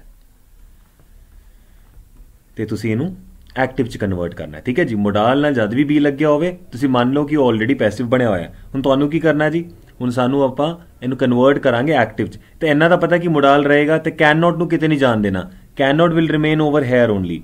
ਠੀਕ ਹੈ, ਆਪਾਂ ਦੇਖਦੇ ਹਾਂ ਕੈਨ ਨਾਟ ਹੈਗਾ ਇੱਥੇ, ਹਾਂਜੀ ਇੱਥੇ ਹੈ ਹੀ ਨਹੀਂ, ਇੱਥੇ ਹੈ ਹੀ ਨਹੀਂ, ਇੱਥੇ ਹੈਗਾ। ਠੀਕ ਹੈ, ਆਨਸਰ ਸਾਡਾ ਏ ਜਾਂ ਡੀ ਚੋਂ ਹੈ। ਇਹਨਾਂ ਤਾਂ ਸਾਨੂੰ ਪਤਾ ਲੱਗਿਆ ਵੀ ਮੋਡਾਲ ਤੁਸੀਂ ਓਮਿਟ ਨਹੀਂ ਕਰ ਸਕਦੇ। ਠੀਕ ਹੈ ਜੀ, ਵਰਡਸ ਨੂੰ ਓਮਿਟ ਨਹੀਂ ਕਰ ਸਕਦੇ, ਅੱਗੇ ਪਿੱਛੇ ਕਰ ਲਓ ਕੋਈ ਚੱਕਰ ਨਹੀਂ, ਐਕਟਿਵ ਪੈਸਿਵ ਦਾ ਫਾਰਮੂਲਾ ਹੀ ਹੁੰਦਾ। ਹੁਣ I can not wear this shirt any longer, ਇਹ ਸ਼ਰਟ ਮੈਂ ਨਹੀਂ ਪਾ ਸਕਦਾ ਹੋਰ। ਦਿਸ ਵੋਨ ਆਊਟ ਸ਼ਰਟ, ਕਿਆ ਸ਼ਰਟ ਫਟੀ ਹੋਈ ਸੀ ਨਾ, ਇਹ ਵੋਨ ਤਾਂ ਪੈਣ ਵਾਲਾ ਹੋ ਗਿਆ ਜੀ, ਵੀ ਉਹ ਪਾਣ ਲੱਗਿਆ ਸ਼ਰਟ, ਇਹ ਵੋਨ ਤਾਂ ਫਟੀ ਹੋਈ ਹੋ ਗਿਆ ਵੀ ਬਹੁਤੀ ਪਾ ਲਈ, ਵੀਅਰ ਟੀਅਰ ਹੋ ਗਿਆ ਇਹਦਾ। So answer comes out to be A. Next, a lion does not eat grass however hungry he may be. ਇੱਕ ਜਿਹੜਾ ਲਾਇਨ ਹੈ ਉਹ ਗ੍ਰਾਸ ਨਹੀਂ ਖਾਂਦਾ ਭਾਵੇਂ ਜਿੰਨਾ ਮਰਜੀ ਹੰਗਰੀ ਹੋਵੇ। ਠੀਕ ਹੈ ਜੀ, line does not eat grass says as present indefinite. ਹੁਣ ਇੰਨਾ ਪਤਾ ਹੈ ਐਕਟਿਵ ਚ ਦਿੱਤਾ ਹੋਇਆ ਤੁਹਾਨੂੰ, ਪ੍ਰੈਜ਼ੈਂਟ ਇਨਡੈਫੀਨਿਟ ਹੈ। ਠੀਕ ਹੈ ਜੀ, ਹੁਣ ਦੇਖੋ ਇਹ ਆ ਗਿਆ ਪ੍ਰੈਜ਼ੈਂਟ ਇਨਡੈਫੀਨਿਟ, ਇਹ ਇਸ ਦੀ ਤਾਂ ਲੋੜ ਹੈ ਹੀ ਹੈ। ਠੀਕ ਹੈ ਜੀ, ਬੀਇੰਗ ਕਿਤੇ ਲੱਗਦਾ ਜਿੱਥੇ ਆਈਐਨਜੀ ਹੋਵੇ, ਬੀਇੰਗ ਆਪਾਂ ਉਡਾਤਾ। Grass is not eaten by lion, grass is eaten not. ਇਹ ਸਾਰੇ ਨੂੰ ਪਤਾ ਹੈ। Whenever you talk about, guys mind my words, ਇਹ ਗੱਲ ਬੰਨ ਕੇ ਰੱਖਿਓ ਕਿ ਜਦ ਵੀ ਤੁਹਾਡੇ ਕੋਲ ਹੈਲਪਿੰਗ ਵਰਬ ਮਿਲਦਾ ਹੈ ਉਹਦੇ ਨਾਲ ਤੁਸੀਂ ਨੋਟ ਲਾਉਂਦੇ ਹੋ। For example, he is coming, ਤੇ ਨੋਟ ਕਿੱਥੇ ਆਇਆ, ਹੀ ਇਜ਼ ਨੋਟ ਕਮਿੰਗ, ਤੇ ਹੈਲਪਿੰਗ ਵਰਬ ਕਿੱਥੇ ਹੈ, ਆ ਰਿਹਾ, ਤੁਹਾਨੂੰ ਨੋਟ ਇੱਥੇ ਲਾਣਾ ਪਊਗਾ, ਇੱਥੇ ਨਹੀਂ। So the answer comes out to be A again. Question number 65, answer is A. Next, Sita dash mark the correct form of the phrasal verb to be filled. Phrasal verb ਕੀ ਹੁੰਦਾ ਹੈ, ਨਾਰਮਲੀ ਇੱਕ verb ਜਿਹਦੇ ਨਾਲ preposition लग गया हो। ठीक है, एक ऐसा वर्ब जिसके साथ प्रेपोजिशन लगा होता है, that comes out to be what, phrasal verb. Sita dash jeans and a sweater and ran to catch the bus. Sita ने जीन्स ते स्वेटर पाई, ठीक है, ते ਉਹ बस फड़न लग गई। ठीक है जी, ਹੁਣ देखो through on, through from, through है, थ्रू एट ਹੁੰਦਾ ਨਿਸ਼ਾਨਾ ਸਾਧ ਕੇ ਕਿਸ ਤੇ ਮਾਰਨਾ, ਜਿੱਦਾਂ ਫੋਰ ਸਪੋਜ਼ ਮੈਂ ਕਿਸੇ ਬੰਦੇ ਦੇ ਪੱਥਰ ਸੁੱਟਿਆ, ਠੀਕ ਹੈ, ਹੀ ਥ्रू ਐਟ ਮੀ। ਥ्रू ਇਨਟੂ ਹੁੰਦਾ ਬਾਹਰੋਂ ਕੋਈ ਚੀਜ਼ ਅੰਦਰ ਜਾਂਦੀ ਹੈ, ਮੈਂ ਖੂਹ 'ਚ ਪੱਥਰ ਸੁੱਟਿਆ, right, I have thrown the stone into the well. ਠੀਕ ਹੈ ਜੀ, ਤੇ ਥ्रू ਫਰੋਮ ਦਾ ਐਗਜ਼ੈਕਟ ਮਤਲਬ ਹੁੰਦਾ ਉੱਥੋਂ। ਠੀਕ ਹੈ ਜੀ, he has come from Chandigarh, ਉਹ ਚੰਡੀਗੜ੍ਹੋਂ ਆਇਆ ਹੈ, ਉੱਥੋਂ ਆਇਆ ਹੈ, ਰਾਈਟ। ਥ्रू ਔਨ ਦਾ ਮਤਲਬ ਹੁੰਦਾ ਪਾਣਾ। ਠੀਕ ਹੈ, ਉਹਨੇ ਕੱਪੜੇ ਪਾ ਲਏ ਤੇ ਲਾਂਗੀ। So the answer comes out to be what, A for you. As I am ill please dash the doctor. ਉਹ ਕਹਿੰਦਾ ਜਿੱਦਾਂ ਕਿ ਮੈਂ ਥੋੜਾ ਬਿਮਾਰ ਹੈਗਾ, ਪਲੀਜ਼ ਡਾਕਟਰ ਨੂੰ ਐ ਕਰ ਲਓ। ਠੀਕ ਹੈ ਜੀ, ਨਾਓ ਸਟਾਰਟਵਾਂ ਕੁਐਸਚਨ ਕਿਹਦੇ, send at, send down, send for, send on. Send for ਦਾ ਮਤਲਬ ਹੁੰਦਾ ਡਾਕਟਰ ਨੂੰ ਬੁਲਾਉਣਾ, ਰਾਈਟ ਜੀ। ਜੇਕਰ ਪਰਸਨ ਕਦੇ ਵੀ ਗੱਲ ਕਰਦਾ what exactly do you mean by send for, send for says order or request to somebody or something to come. Basically ਤੁਸੀਂ ਰਿਕੁਐਸਟ ਕੀਤੀ ਹੈ ਕਿ ਇਹ ਚੀਜ਼ ਮੇਰੇ ਕੋਲ ਆ ਜਾਵੇ। ਠੀਕ ਹੈ ਜੀ, ਤੇ ਇਹ ਉਹਨੇ ਪਲੀਜ਼ ਲਾ ਵੀ ਦਿੱਤਾ ਤਾਂ ਐਵਰੀਬਡੀ ਨੋਜ਼ ਕਿ ਅੱਗੇ ਆਉਣ ਲੱਗੀ ਹੈ ਤੁਹਾਡੇ ਕੋਲ request, that means send for. Send for ਹੁੰਦਾ ਆਰਡਰ ਦੇਣਾ ਜਾਂ ਰਿਕੁਐਸਟ ਦੇਣਾ ਕਿ something be send to one, ਮੈਨੂੰ ਭੇਜ ਦਿਓ ਇਹ ਚੀਜ਼, ਭਾਵੇਂ ਚੀਜ਼ ਹੋਵੇ ਭਾਵੇਂ ਬੰਦਾ ਹੋਵੇ। I will dash the room this morning. ਉਹਨੂੰ ਕਹਿੰਦਾ ਵੀ ਮੈਂ ਰੂਮ ਦੀ ਗੱਲ ਕਰ ਰਿਹਾ, ਮੈਂ ਇਸ ਰੂਮ ਨੂੰ ਨਾ ਇਸ ਸਵੇਰ ਨੂੰ ਐ ਕਰ ਲਾਂਗਾ। ਠੀਕ ਹੈ ਜੀ, ਹੁਣ ਕਿੱਦਾਂ ਕਰਨਾ ਉਹਨੇ, ਨਾਓ it says tidy at, tidy on, tidy up, tidy from. ਤੇ when I talk about to clear something, ਉਹਨੂੰ ਸਾਫ਼ ਕਰਨਾ, that is tidy up. Tidy up says actually में for example ਆਪਾਂ ਗੱਲ ਕਰਦੇ हैं, I'll talk in Punjabi only, ठीक है। tidy का मतलब होता है साफ, है ना। tidy up ਜਿੱਦਾਂ ਆਪਾਂ ਕਹਿੰਦੇ ਨਾ ਸਵਾਰ ਦਿੱਤਾ ਉਹਨੇ, ਸਵਾਰਨਾ। I've got a good Punjabi, ਇੱਥੇ ਬਿੰਦੀ ਨਹੀਂ ਆਣੀ, ਠੀਕ ਹੈ ਜੀ, ਇੱਧਰ ਹੀ ਆਊਗੀ। ਹਾਂ, ਸਵਾਰਨਾ, ਕੋਈ ਚੀਜ਼ ਸਵਾਰਨੀ, that is called tidy up. So pardon with my Punjabi if I'm making an error into Punjabi, but it's my guarantee I won't make an error teaching you English. All right. Mark the most appropriate form of the sentence out of the four choices. I am reading a novel of Cornards. I am reading a novel of Cornard. I am reading a Conrad's novel, I am reading a Conrad's novels. Guys ਇੱਥੇ ਦੀ ਕੋਈ ਲੋੜ ਨਹੀਂ, ठीक है जी। Y so? Because इस तो बाद ਤੁਹਾਨੂੰ ਕੋਈ ਨਾउन ਦੀ ਲੋੜ ਹੈ। apostrophe ऐसे सेज कि ਅੱਗੇ ਨਾउन ਦੀ ਲੋੜ ਹੈਗੀ, ठीक है जी। ਹੁਣ ਆਪਾਂ ਗੱਲ ਕਰਦੇ ਹਾਂ ਬਈ I am reading a Conrad's novel, I am reading a novel of Conrad's. ਇਹ ਬਿਲਕੁਲ ਕਰੈਕਟ ਹੈ। ਕਹਿੰਦਾ ਇੱਕ ਨੋਵਲ ਕਿਹਦੀ? ਉਸ ਬੰਦੇ ਦੀ, ਬਿਕॉज ਇਹਦਾ ਐਗਜ਼ੈਕਟਲੀ ਮਤਲਬ ਹੁੰਦਾ ਦੀ, ਠੀਕ ਹੈ ਜੀ। ਹਿੰਦੀ 'ਚ ਗੱਲ ਕਰੀਏ ਉਸकी, ठीक है। एक नॉवल कॉर्नाड दी पढ़ रहा हाँ, राइट जी। This all idea is crazy, this idea whole is crazy, this idea all is crazy, this whole idea is crazy. Guys जब भी तुसी कोई अनकाउंटेबल चीज़ की गल करो, हुण इत्थे ना आइडिया सिंगुलर हैगा, ठीक है। इत्थे ਇਹਦੇ सेंस दो तरह की, एक तो है पूरे आइडियाज़, एक है पूरा आइडिया, ठीक है जी। हुण आइडिया की गल करिए आप, ठीक है। ये सारा आइडिया ऑल नूं आपां करता होल, क्योंकि अनकाउंटेबल वास्ते आंदा होल, तो पहला ऑप्शन मैं कटता बिकॉज सानू सारा तो सारा चाहिए। पूरे हो गया ऑल, पूरा हो गया होल। उन्हें सारा केक खा लिया, he ate the whole cake, ठीक है जी। और कोल सारी पेस्ट्रियां पई हैं, all the pastries have been kept to him. This idea whole, हुण देखो आइडिया नाउन है, होल इत्थे एडजैक्टिव का काम कर रहा है, डिटर्मिनर का, तो इहनूं इत्थे लाओ ना, बिकॉज जिहड़ा एडजैक्टिव हो गया या डिटर्मिनर हो गया। डिटर्मिन का मतलब क्वांटिटी डिटर्मिन करना भी किन्नी की हैगी, वो नाउन तो बिल्कुल पहला लगते हैं, ठीक है जी। बात तां लगदा जे तुसीं इज एम आर ला के करोगे। फॉर एग्जाम्पल एक क्रेजी है, this idea is crazy, this idea all, फिर ऑल दी लोड़ नहीं, the answer is the whole idea is crazy. तो आप डिटेल च कीता है। All the best to you guys for the coming mocks, hope you clear all sorts of things that come your way. All right जी, take care, enjoy, bye bye. सत श्री अकाल जी, सब तो पहला स्वागत है थोड़ा ज्ञानम दे डिजिटल प्लेटफॉर्म उत्ते। सो गाइज आज आप पटवारी मॉक टेस्ट 2 डिस्कस करन लगे हैं जी। सो गाइज लास्ट टाइम जिन्हां ने पटवारी मॉक टेस्ट 1 डिस्कस नहीं करया, मींस अटेम्प्ट भी नहीं करया, प्लीज वो पहला अटेम्प्ट करना मॉक टेस्ट 1, फिर तुसी अटेम्प्ट करियो मॉक टेस्ट 2।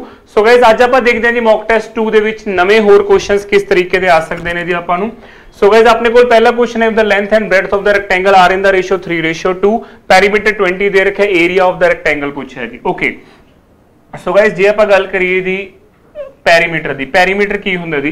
पेरीमीटर हुंदा जी 2l+b, ठीक है जी। पेरीमीटर की हुंदा जी 2l+b, ठीक है जी। सो ये कितना दे रखा है जी? पेरीमीटर आपां नूं 20 दे रखा है, 20 दे रखा है और 2, दोनों का टोटल किया 3 ते 2, 3x + 2x, क्लियर है जी। कितना आ गया? 5x हो गया जी, 5x × 2, ठीक है जी। कितना हो गया जी? 20। सो गाइज x की वैल्यू कितनी आ गई जी? उरे 2 आ गई जी। सो x की वैल्यू उरे कितनी आ गई जी? 2 आ गई। प्लीज चेक करो, पेरीमीटर आपां नूं 20 दे रखे है, 3x + 2x 5x हो गया जी। हुण इत्थे x की वैल्यू 2 आ गई, उन्हें की पूछा जी? Area of the triangle, rectangle sorry. l अपने कोल कितना आ जाऊगा जी? 2, 3 × 2 कितना आ जाऊगा जी? 6। ब्रेड्थ अपने कोल कितना आ जाऊगा जी? 2 × 2 4। एरिया कितना आ जाऊगा जी? 24। सो गाइज एरिया कितना आ जाऊगा जी? 24। आई होप गाइज क्लियर है जी। सो आंसर कितना आ गया जी? 24, राइट। सो पेरीमीटर किसी 2l+b 3x 5x आ गया जी, इंटू 2 10 हो गया, 2 0 ਨਾਲ 0 x ਦੀ ਵੈਲਿਊ 2, ਉੱਥੋਂ ਆਪਾਂ ਨੇ ਲੈਂਥ ਕੱਢ ਲਈ ਜੀ, ਬ੍ਰੈਡਥ ਕੱਢ ਲਈ, 3x ਮੀਨਸ 2 ਦੀ ਵੈਲਿਊ x ਦੀ ਵੈਲਿਊ ਉਰੇ ਪੁੱਟ ਕਰਤੀ, ਉਰੇ ਪੁੱਟ ਕਰਤੀ। ਏਰੀਆ ਕਿੰਨਾ ਆ ਗਿਆ? 24। ਯੂਨਿਟਸ ਕੀ ਨੇ ਜੀ ਇਹਦੇ? ਸੈਂਟੀਮੀਟਰ ਸਕੁਆयर, ठीक है जी। चलो जी next. So guys next question है जी the length of the diagonal of the square is this. Okay so guys area of square, ठीक है, की हुंदा जो तो डायगोनल गिवन होवे हाफ, ठीक है जी, हाफ डायगोनल दा स्क्वायर, ठीक है जी, हाफ डायगोनल दा स्क्वायर। सो गाइज इत्थे की आ जाऊगा जी हाफ डी, डी कितना जी अपने कोल 15 × √2, 15 × √2 दा स्क्वायर, क्लियर है जी इत्थे। सो इत्थे कितना आ जाऊगा जी हाफ इंटू 225 × 2, √2 ਦਾ ਸਕੁਆयर 2 ਹੁੰਦਾ ਜੀ, 2 ਨਾਲ 2 ਕੱਢ ਕੇ ਆਨਸਰ ਕਿੰਨਾ ਆ ਗਿਆ ਜੀ? 225। क्लियर है जी ये चीज? आई होप गाइज क्लियर है जी ये। नेक्स्ट क्वेश्चन जी। सो गाइज नेक्स्ट क्वेश्चन की है what is the circumference of the wheel whose radius is 24। Okay so guys ਆਪਾਂ ਨੂੰ व्हील ਦਾ ਸਰਕਮਫਰੈਂਸ ਪੁੱਛਿਆ ਜਿਹਦਾ ਰੇਡੀਅਸ 14 ਹੈ ਜੀ। ਸੋ ਪਹਿਲੀ ਗੱਲ ਤਾਂ ਕੀ ਹੁੰਦਾ ਜੀ? 2πr, 2πr ਸਰਕਮਫਰੈਂਸ ਹੁੰਦਾ ਜੀ। ਸਰਕਮਫਰੈਂਸ ਜਿਹੜਾ ਹੁੰਦਾ ਜੀ ਉਹ ਕਿੰਨਾ ਹੁੰਦਾ ਜੀ? 2πr, ਠੀਕ ਹੈ ਜੀ। ਸੋ ਗਾਇਜ਼ ਮੈਂ ਗੱਲ ਕਰਾਂ ਜੀ, ਜੇ 2π ਦੀ ਵੈਲਿਊ ਕਿੰਨੀ ਦੇ ਰੱਖੀ ਹੈ ਜੀ? 14, यानी इत्थे मैं पुट की जी, कट के कितना आ गया जी? 2 आ गया, तो कितना आ गया जी? 88 आ गया, राइट। क्लियर है जी, बहुत ही इजी क्वेश्चन से आंसर कितना आ गया फर्स्ट यूनिट्स की ला देंगे जी सेंटीमीटर। क्लियर है जी। सो गाइस नेक्स्ट क्वेश्चन कर देंगे आप। Okay, if each side of the rectangular field is diminished by 40% by how much percent is increased? How much percent is the area of the field diminished? So guys इत्थे ਆਪਾਂ successive ਲਾਵਾਂਗੇ। ਸਭ ਤੋਂ ਪਹਿਲਾਂ 40% ਨੂੰ ਆਪਾਂ ਲਿਖ ਲੈਂਦੇ ਆ। 40% ਹੈ ਜਿਹੜਾ ਉਹਨੂੰ ਮੈਂ ਕੀ ਲਿਖ ਸਕਦਾ ਜੀ 40/100। ਕੀ ਲਿਖ ਸਕਦਾ ਜੀ 40/100। ਇੱਥੇ ਮੈਂ ਲਿਖ ਸਕਦਾ 40/100। ਠੀਕ ਹੈ, 0 ਨਾਲ 0 ਕੱਟ ਗਈ ਜੀ 2/5। क्लियर है। सो गाइज इनू मैं की लिख सकता डिमिनिश का मतलब होंगे -5 3। ठीक है जी, 5 नू 5 नाल कीता कितना आ गया जी 25। उरे कितना आ जाऊगा जी अपने कोल 9 आ जाऊगा जी। ठीक है जी, कितना घट होया जी 16। किस तो घट गया जी 25 तो इनटू 100। क्लियर है जी, 4 आ गया जी उरे कट के। सो 16 × 4 कितना आ गया जी 64% डिमिनिश्ड। क्लियर है जी, आंसर कितना आ गया बी ऑप्शन। ये सक्सेसिव लाया जी। अच्छा 5 तो 3 कि मैं आया 5 टोटल सी 2 घट गया जी, कितना रह गया जी 3। क्लियर है जी। सो सक्सेसिव आपने ऑलरेडी लास्ट वीडियो च भी पढ़िया सीगा जी। इस क्वेश्चन च मैंने सक्सेसिव लगाता जी। Next, perimeter of the rhombus is 100 if one of the diagonal is 14 then the area of the rhombus। Okay so guys सब तो पहली गल तां आपां जी गल करिए जी, आपां जी गल करिए आपां rhombus बना लेने जी लाइक दिस। पेरीमीटर का मतलब हुंदा 4a। ठीक है जी, पैरीमीटर कितना दे रखा जी 4a, यानी पैरीमीटर 4a है। 100 दे रखा जी पैरीमीटर। इथों साइड कितनी आ गई जी, साइड कितनी आ गई जी इथे 25 आ गई। राइट, साइड कितनी आ गई 25 आ गई 25। ठीक है जी, 25 25 25। क्लियर है जी। ठीक है, साइड ए नहीं आ गई जी। One of the diagonal is 14। मान लो ये 14 है तो 7 7 हो गया लाइक दिस। आप पाइथागोरस थ्योरम नाल पहला ये चीज फाइंड आउट कर लेने जी। ये फाइंड आउट कर लांगे तो ये भी आ जाऊगा जी। ठीक है, सो ये चीज आप फाइंड आउट कर लेने जी। हाँ जी, पाइथागोरस थ्योरम नाल इन्हों आप नाम दे देने A B C and D. ठीक है जी, ए हो गया ओ। ठीक है जी, in triangle A O B, triangle केड़ी है जी ए ओ बी, ट्राइंगल केड़ी है ए ओ बी। इत्थे मैं पाइथागोरस थ्योरम लगाया जी। ए बी दा square is equal to O A दा स्क्वायर प्लस, ठीक है जी, इत्थे कितना आ जाऊगा जी ओ बी दा स्क्वायर। क्लियर है जी। हुण मेरी गल दसो 25 दा स्क्वायर कितना आ गया जी 625। ओके, ओ ए दा स्क्वायर कितना आ गया जी 7 दा स्क्वायर 49 49। राइट, 49 प्लस ओ बी दा स्क्वायर। जो मैंने ओ बी दा स्क्वायर करूंगा 49 इधर जाके माइनस हो जाऊगा जी। ओ बी दा स्क्वायर कितना आ जाऊगा जी 576। ओबी कितना आ गया जी 24। सो गाइस जी ओबी 24 आ गया, ਇਹਦਾ मतलब ओबी कितना आ गया जी 24 आ गया। ठीक है जी, 24 आ गया। पूरा डायगोनल कितना आ जाऊगा जी डीबी। देयरफॉर डीबी डायगोनल कितना आ गया जी 48। कितना आ गया जी 48। क्लियर है जी। सो गाइस इत्थे मैं इरेज कर रहे हैं जी। चलो जी, इत्थे आप एरिया फाइंड आउट करते हैं जी। एरिया कितना हो गया जी हाफ d1 इंटू d2 चलो जी, d1 कितना जी हाफ। d1 एक तो अपने 48 आ गया जी, एक 14 आ गया। क्लियर है जी, 48 आ गया तो 14 आ गया। जो तो मैंने कटिंग की थी जो 7 आ गया। 48 ਨੂੰ 7 ਨਾਲ ਕੀਤਾ आंसर कितना आ जाऊगा जी 336। सो आंसर कितना आ गया जी 336। क्लियर है जी, उम्मीद करदा कि ਤੁਹਾਨੂੰ क्लियर है जी। पाइथागोरस थ्योरम ਨਾਲ ਆਪਾਂ ਨੇ पूरे डायगोनल की लेंथ कढ़ ली। OB पता लग गया 24 है तो OD भी 24 होगा तो BD कितना आ गया जी, ये दोनों सेम होंगे ने जी। क्लियर है, ये दोनों सेम होंगे ने, ये दोनों सेम होंगे ने जी। क्लियर है जी ये चीज। Next, the sides of the quadrilateral are in the ratio 3:4:5:6 and its perimeter is okay। Perimeter ਸਾਰੇ ਸਾਈਡਾਂ ਦਾ ਆਪਾਂ ਜੋੜ ਕਰ ਦਾਂਗੇ ਜੀ 10 ਤੇ ਕਿੰਨਾ ਆ ਗਿਆ 18, यानी 18 किहदे बराबर है जी 72 दे, एक किहदे बराबर आ गया 4 दे जी। Okay, the length of the greater side है जी 6 इंटू 4, ग्रेटर साइड है जी 6 इंटू 4 कितना आ जाऊगा जी 24। क्लियर है जी। ये 18 कितों आया जी, सारिया साइडों का आपने टोटल कर लिया, सारिया साइडों का टोटल कर लिया। आंसर कितना आ जाऊगा जी 24, क्योंकि उन्हें ग्रेटर साइड पूछी सी जी। Next is the perimeter of the semi circle path is 36। देखो सैमी सर्कल की होंगे लाइक दिस, ठीक है जी, ये चीज क्लियर है जी, ये सैमी सर्कल।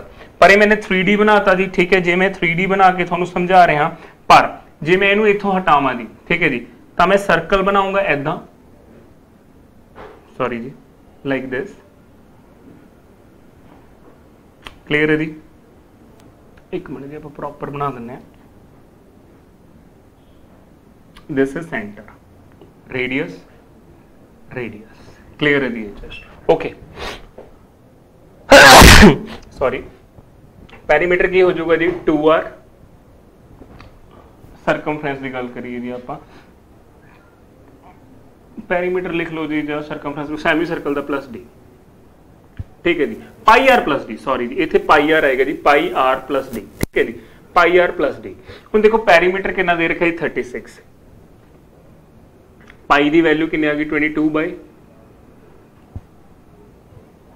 आर, आपको पता नहीं 2r,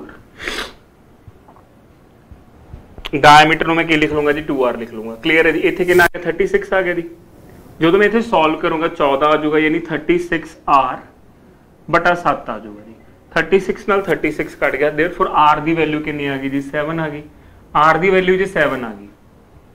उन्हें पूछा एरिया, ठीक है जी, एरिया कितना आ जाऊगा जी, एरिया जिहड़ा हुंदा जी वो की हुंदा है, देखो सर्कल का एरिया जिहड़ा हुंदा वो पाई आर स्क्वायर हुंदा जी, ठीक है जी, इहदा की हो जाऊगा half pi are square, clear है जी ये चीज। हुण पाई की वैल्यू कितनी है जी, आर की वैल्यू कितनी है 7, तो मैं कि हाफ 22/7 इंटू 7 इंटू 7, देखो 7 नाल 7 कट गया, इत्थे 11 आ गया, 11 इंटू 7 कितना आ गया 77। कदे भी याद रखो ये डी जिहड़ा हुंदा जी डायमीटर हुंदा है, ये डायमीटर यूज होगा लाइक दिस, ठीक है जी, क्लियर है जी। सो पैरीमीटर ऑफ सेमी सर्कल की होंगे पाई आर प्लस डी, डी की हो गया जी 2r, ठीक है जी, डी हो गया 2r, पाई की वैल्यू 22/7 है, आर आर डी की वैल्यू 2r, हुण ये 36 है, उरे 36r, 36 नाल 36 कट गया, आर की वैल्यू 7 आ गई, जे आर की वैल्यू 7 है, एरिया ऑफ सेमी सर्कल की होंगे हाफ पाई आर स्क्वायर, इत्थे मैंने वैल्यू पुट कर दी। Next, okay, the sides of the triangle are in the ratio, ठीक है जी। सब तो पहला आप इत्थे स्क्वेलिन दा फार्मूला यूज करांगे, जिन्हों आप हीरोन्स फार्मूला कहने आ। सब तो पहला मैं पैरीमीटर कड्डा जी, की आ जाऊगा जी a + b + यानी 16 + 12 + b, ठीक है जी, कितना हो गया जी ये 48 हो गया जी, क्लियर है जी, 48 हो गया। सेमी पैरीमीटर कितना आ जाऊगा जी 48 / 2 कितना हो गया जी 24, क्लियर है जी। सो एरिया, ठीक है जी, एरिया आप गल करिए जी, एरिया की गल करिए, हीरोन्स फार्मूला एरिया की आ जाऊगा जी, हीरोन्स फार्मूले नाल चलो जी करते हैं जी आप गल, S - A S - B S - C, clear है जी, ये सारा अंडर रूट है जी, ओके। सो इत्थे आप गल करते हैं जी 24 इंटू 24 - 16, मैं सीधा लिख देना जी 24 - 16, ठीक है जी, 24 - 16 ए हो गया 16, तक कितना हो जाएगा जी 8 हो गया, 24 - 12 12 हो गया जी, 24 - 20 कितना आ गया जी 4 आ गया जी, क्लियर है जी। चलो जी इत्थे आप सॉल्व कर लें, कहना है राइट 24 ਨੂੰ 8 × 3, उरे भी 8 आ गया जी, 4 × 3 × 4, क्लियर है जी ये चीज, × 4। हुण इत्थे देखो 8 है 8 है 3 है 3 है, तो कितना आ गया जी 8 × 3 × 4, ਜਿਹੜਾ ब्रैकेट तो बाहर आ गया जी। हुण क्लियर है जी। सो 12 × 8 कितना आ गया जी 96 आ गया जी, क्लियर है जी, आंसर कितना आ गया 96, क्लियर है जी ये चीज। अच्छा यूनिट्स क्या आ गई जी सेंटीमीटर स्क्वायर, और इस नू की बोलते हैं हीरोन्स फार्मूला बोलते हैं जी। जो अपनी ट्रायंगल्स दी सारियां साइडां इक्वल ना हो तो हीरोन्स फार्मूला लगता है जी, इनू हीरोज फार्मूला भी कई स्टूडेंट्स कह देंगे ने जी, ओके। सो नेक्स्ट करते हैं जी, स्केलिन ट्रायंगल बोलते हैं जी बेसिकली इनू, हाँ जी। The ratio of the length of the parallel side of the trapezium is this, shortest distance between them is this, the area दे रखा है the sum of the parallel, ठीक है जी, सीधा फार्मूला लगूगा, एरिया की होंगे जी, ठीक है जी, half sum of parallel side, sum of parallel side, parallel sides into height, half sum कितना जी उरे 5x है, 3x plus 2x, 3x plus 2x। Height कितनी दे रखी है जी अपन 15, एरिया कितना दे रखा जी 450। जो मैं इनू इत्थे कटूंगा जी कितना आ जाऊगा 30 आ जाऊगा जी। इत्थे कितना आ गया जी 60 is equal to 5x। x की वैल्यू कितनी आ गई जी 12 आ गई, x की वैल्यू 12 आ गई, लेकिन उन्होंने सम पूछा है जी, सम कितना 5x है, 5 इंटू 12 कितना आंसर आ जाऊगा जी 60 आ जाएगा, कितना आंसर आ जाऊगा जी 60। क्लियर है जी, तो आंसर कितना आ गया जी 60। उम्मीद करना क्लियर है, कुछ भी नहीं, सीधा फॉर्मूला है, आप वैल्यूज पुट करांगे आंसर आ जाऊगा जी। Okay, a copper wire is bent in the shape of the square of area 81 centimetre square if the same wire is bent in the form of semi circle the radius of the semi circle. सब तो पहली गल तो a copper wire is bent in the shape of area, ठीक है जी। Area दे रखे 81 यानी ए square दे रखे जी 81 ए स्क्वायर, ठीक है जी। ए कितना आ गया जी 9 आ गया उरे। ओके, तो पेरीमीटर कितना आ जाऊगा जी 4a, 4 इंटू 9 कितना आ गया जी 36। कहता हुण आपां इहदा की बनावांगे जी सैमी सर्कल लाइक दिस। सो ये 36 ही होगा जी पूरा, ये रेडियस है जी उरे तक, ये भी रेडियस है। सो हुण एक चीज देखिए जी, इहदा सैमी सर्कल दा पेरीमीटर कितना हुंदा जी पाई आर। हुणे आपां ने पिछले क्वेश्चन च कीता सी 2r इज इक्वल टू उन्ना ही पेरीमीटर होगा, जिन्ना स्क्वायर दा पेरीमीटर होगा उन्ना ही सैमी सर्कल दा होगा, तो कितना आ गया जी 36। क्लियर है जी ये चीज। हुण इत्थों मैं पाई दी वैल्यू पुट कर लूंगा जी, ठीक है जी। प्लीज ध्यान नाल देखियो, तो इत्थे 22/7 आ जाऊगा जी, r आ जाऊगा प्लस 2r हो जाऊगा जी, उरे 36 आ जाऊगा, ठीक है। हुण उरे कितना आ जाऊगा जी 36/7 r is equal to 36। Clear है, सॉल्व करके एलसीएम आ जाऊगा ना, 7 ਨੂੰ 2 ਨਾਲ ਕੀਤਾ 14, 22 ਤੇ 14 36/7 r is equal to 36। Therefore r ਦੀ वैल्यू कितनी आ गई जी 7 आ गई। क्लियर है जी, ये चीज इजी ਸੀਗਾ जी question. Okay guys, next question करते हैं जी। The longest rod that can be placed in the room. Okay, ठीक है जी। लॉन्गेस्ट रोड मींस डायगोनल की गल कर रहे जी वो, ठीक है जी। Diagonal of the cuboid l square plus b square plus h square d is equal to, मैं सीधा ही चल रहा है जी, 330 का मतलब क्या हो गया 900 हो गया जी, 24 का मतलब कितना हो गया जी 576 हो गया जी, 18 का मतलब कितना हो गया 324 हो गया जी, ठीक है जी। 1800 आ गया जी उरे, 1800 आ गया जी। ओके, ठीक है जी, इज इक्वल टू डी, ठीक है जी। 10 बाहर आ गया जी, डी की वैल्यू है तो 10 बाहर आ गया। क्लियर है जी उरे। सो हाँ जी 30/2 आ गए इतने ना, 30/2 कर लो जी, 30/2।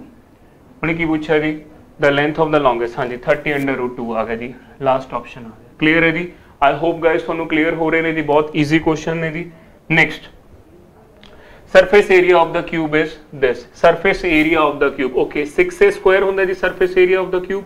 साइड कितनी दी है जी, 27, सो 6 इंटू 27 इंटू 27। क्लियर है जी, क्लियर है जी। सो 6 इंटू 7 to 9 कितना आंसर आ जाऊगा जी 4374। क्लियर है, यूनिट क्या आ जाएंगे सेंटीमीटर स्क्वायर। देखो जी थोड़ा फॉर्मूला होता कोई भी टाइम नहीं लगता, surface area of the cube कितना होता जी 6a स्क्वायर होता जी, राइट। नेक्स्ट अपने को क्वेश्चन है the length of the diagonal of the cube, ठीक है जी, √3a होता जी। Length of the diagonal of the cube कितना होता √3a, कितना होगा जी 8/3 हो गया जी, √3 नाल 3 कट गया जी। a की वैल्यू कितनी आ गई 8 आ गई जी। ओके, a की वैल्यू 8 आ गई, then it surface area. Again surface area of the cube कितना होता जी 6a स्क्वायर होता जी, तो इतने कितना आ जाऊगा जी 6 इंटू 8, 6 इंटू 64, ठीक है जी, 8 का स्क्वायर हो गया, तो कितना आ गया जी 24, ठीक है जी, 36 ते 2 38, ठीक है जी, कितना आंसर आ जाऊगा जी 384। Next, so the height and the height of the cylinder is this and the curved surface area is this, the volume of the cylinder is okay। height 24 दे रखे जी, curved surface area 264, ठीक है जी। so curved surface area of the cylinder that is 2 pi RH 264, 2 pi RH कितना होगा 264। height of the cylinder, height इथों अपने को radius आ जाऊगा जी इंटू आर इंटू हाइट आपां नूं 14 दी है जी, इत्थे कितना आ जाऊगा जी 264 आ जाऊगा। क्लियर है जी। हुण इत्थे कटिंग करते हैं जी आपां, इत्थे 2 आ गया जी this, so r the value कितनी आ जाऊगी जी उरे, आर दी वैल्यू कितनी आ जाऊगी जी 264/88, तो पूरा पूरा कट के 3 आ गया जी, ठीक है जी। वॉल्यूम, वॉल्यूम क्या होंगे जी pi r square h, pi are square H, ठीक है जी। कितना आ जाऊगा जी 22/7। आर की वैल्यू कितनी है जी 9 हो जूगी जी। हाइट अपने को 14 ही सी, पूरा पूरा कट गया जी 2 आ गया जी उरे, ठीक है जी। 44 × 9 हो गया जी, कितना आज 36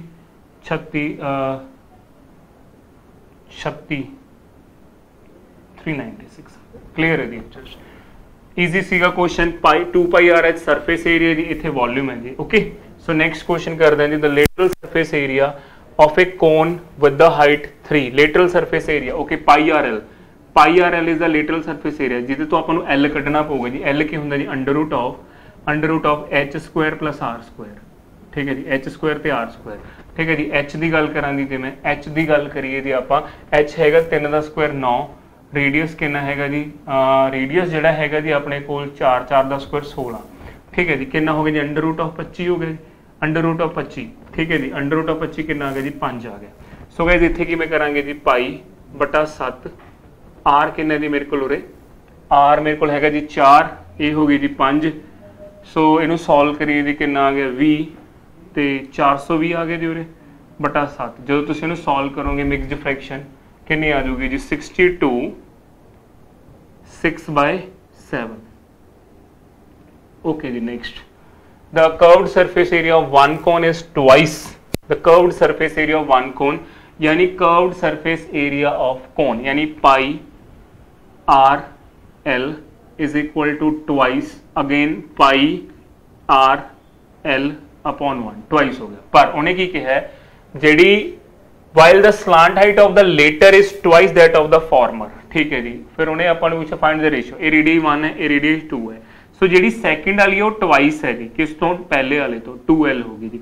सो गाइस l नाल l कट गया जी, पाई नाल पाई कट गया, एक ही आ जाएगी देयरफॉर r1/r2 कितनी आ गई जी 4/1। क्लियर है जी 4/1। आई होप गाइस क्लियर नहीं जी।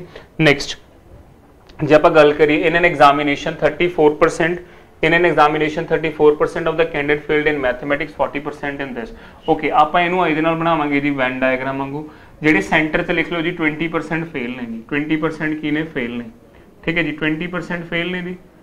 ओके 20% फेल ने, तो इतने फेल किन्ने ने 34, ये टोटल किन्ने फेल ने जी 34% ने, ठीक है। तो इतने कितना रह गया जी 14% फेल हो गए जी, 14% की हो गए जी फेल हो गए, ठीक है जी। इतने किन्ने फेल सीगे जी अपने को 42% फेल ने, उरे किन्ने हो गए जी 22, दसो जी ये चीज 22 हो गई। सो ये भी फेल ने, ये ओनली इंग्लिश ने जी, नहीं ये ओनली हाँ इंग्लिश ने, ओनली मैथमैटिक्स ने। देखो हमेशा सेंटर रखा करो जी, पहला सेंटर 20% फेल है, ये 34 सी तो 14 हो गया जी, ये 42 सी तो 22 हो गया जी। हुण 100 चों 100% चो आपने फेल वाला डाटा माइनस करना जी सारा, ठीक है जी। कितना हो जाऊगा जी प्लीज चेक करो, ये 2 2 4 5 56% फेल ने, तो किन्ने रह गए जी 44, तो 44% की ने पास ने जी। क्लियर है जी ये चीज, आई होप गाइस क्लियर है जी 44। Next, by selling an article, okay एक पर्सन ਨੂੰ लॉस हो रहा है, ਜਿਹੜਾ लॉस हो रहा है वो किहदे बराबर है जी, ਜਿਹੜਾ लॉस हो रहा है वो 1/7 ऑफ CP, ठीक है जी 1/7 ऑफ CP। ਜਿਹੜਾ लॉस है वो की ਹੁੰਦਾ जी CP माइनस SP है, SP कितनी दे रखी, चलो SP कितनी दे रखी है 144, 1/7 CP। क्लियर है जी ये चीज, 144 is equal to 6/7 of CP। Clear है, देयरफॉर CP कितना आ गया जी, देयरफॉर CP कितना आ गया जी, उरो कट कटा के कितना आ गया जी 168, ठीक है जी। SP हुण कहंदा why selling it for rupees. देखो लॉस की हुंदा CP माइनस SP हुंदा जी लॉस, ठीक है। SP आपां नूं गिवन सी, आपां ने पुट करती, ठीक है जी। CP कितनी आ गई 168, कहंदा जे तू बेचेगा भी इन्ने दा 168 दा, तो नो प्रॉफिट नो लॉस आ गया ना, तो आंसर क्या है जी none of this, no profit no loss, sorry जी, no profit no loss. Next, if I purchase 11 book for ₹10 and sold all the books at the rate of 10 books for ₹11, find the profit. Okay, so तुसी की करोगे जी, cost of 11 books, cost of 11 books is equal to ₹10, right? Cost of 11 books is equal to ₹10। आगे की है जी selling price of 10 books,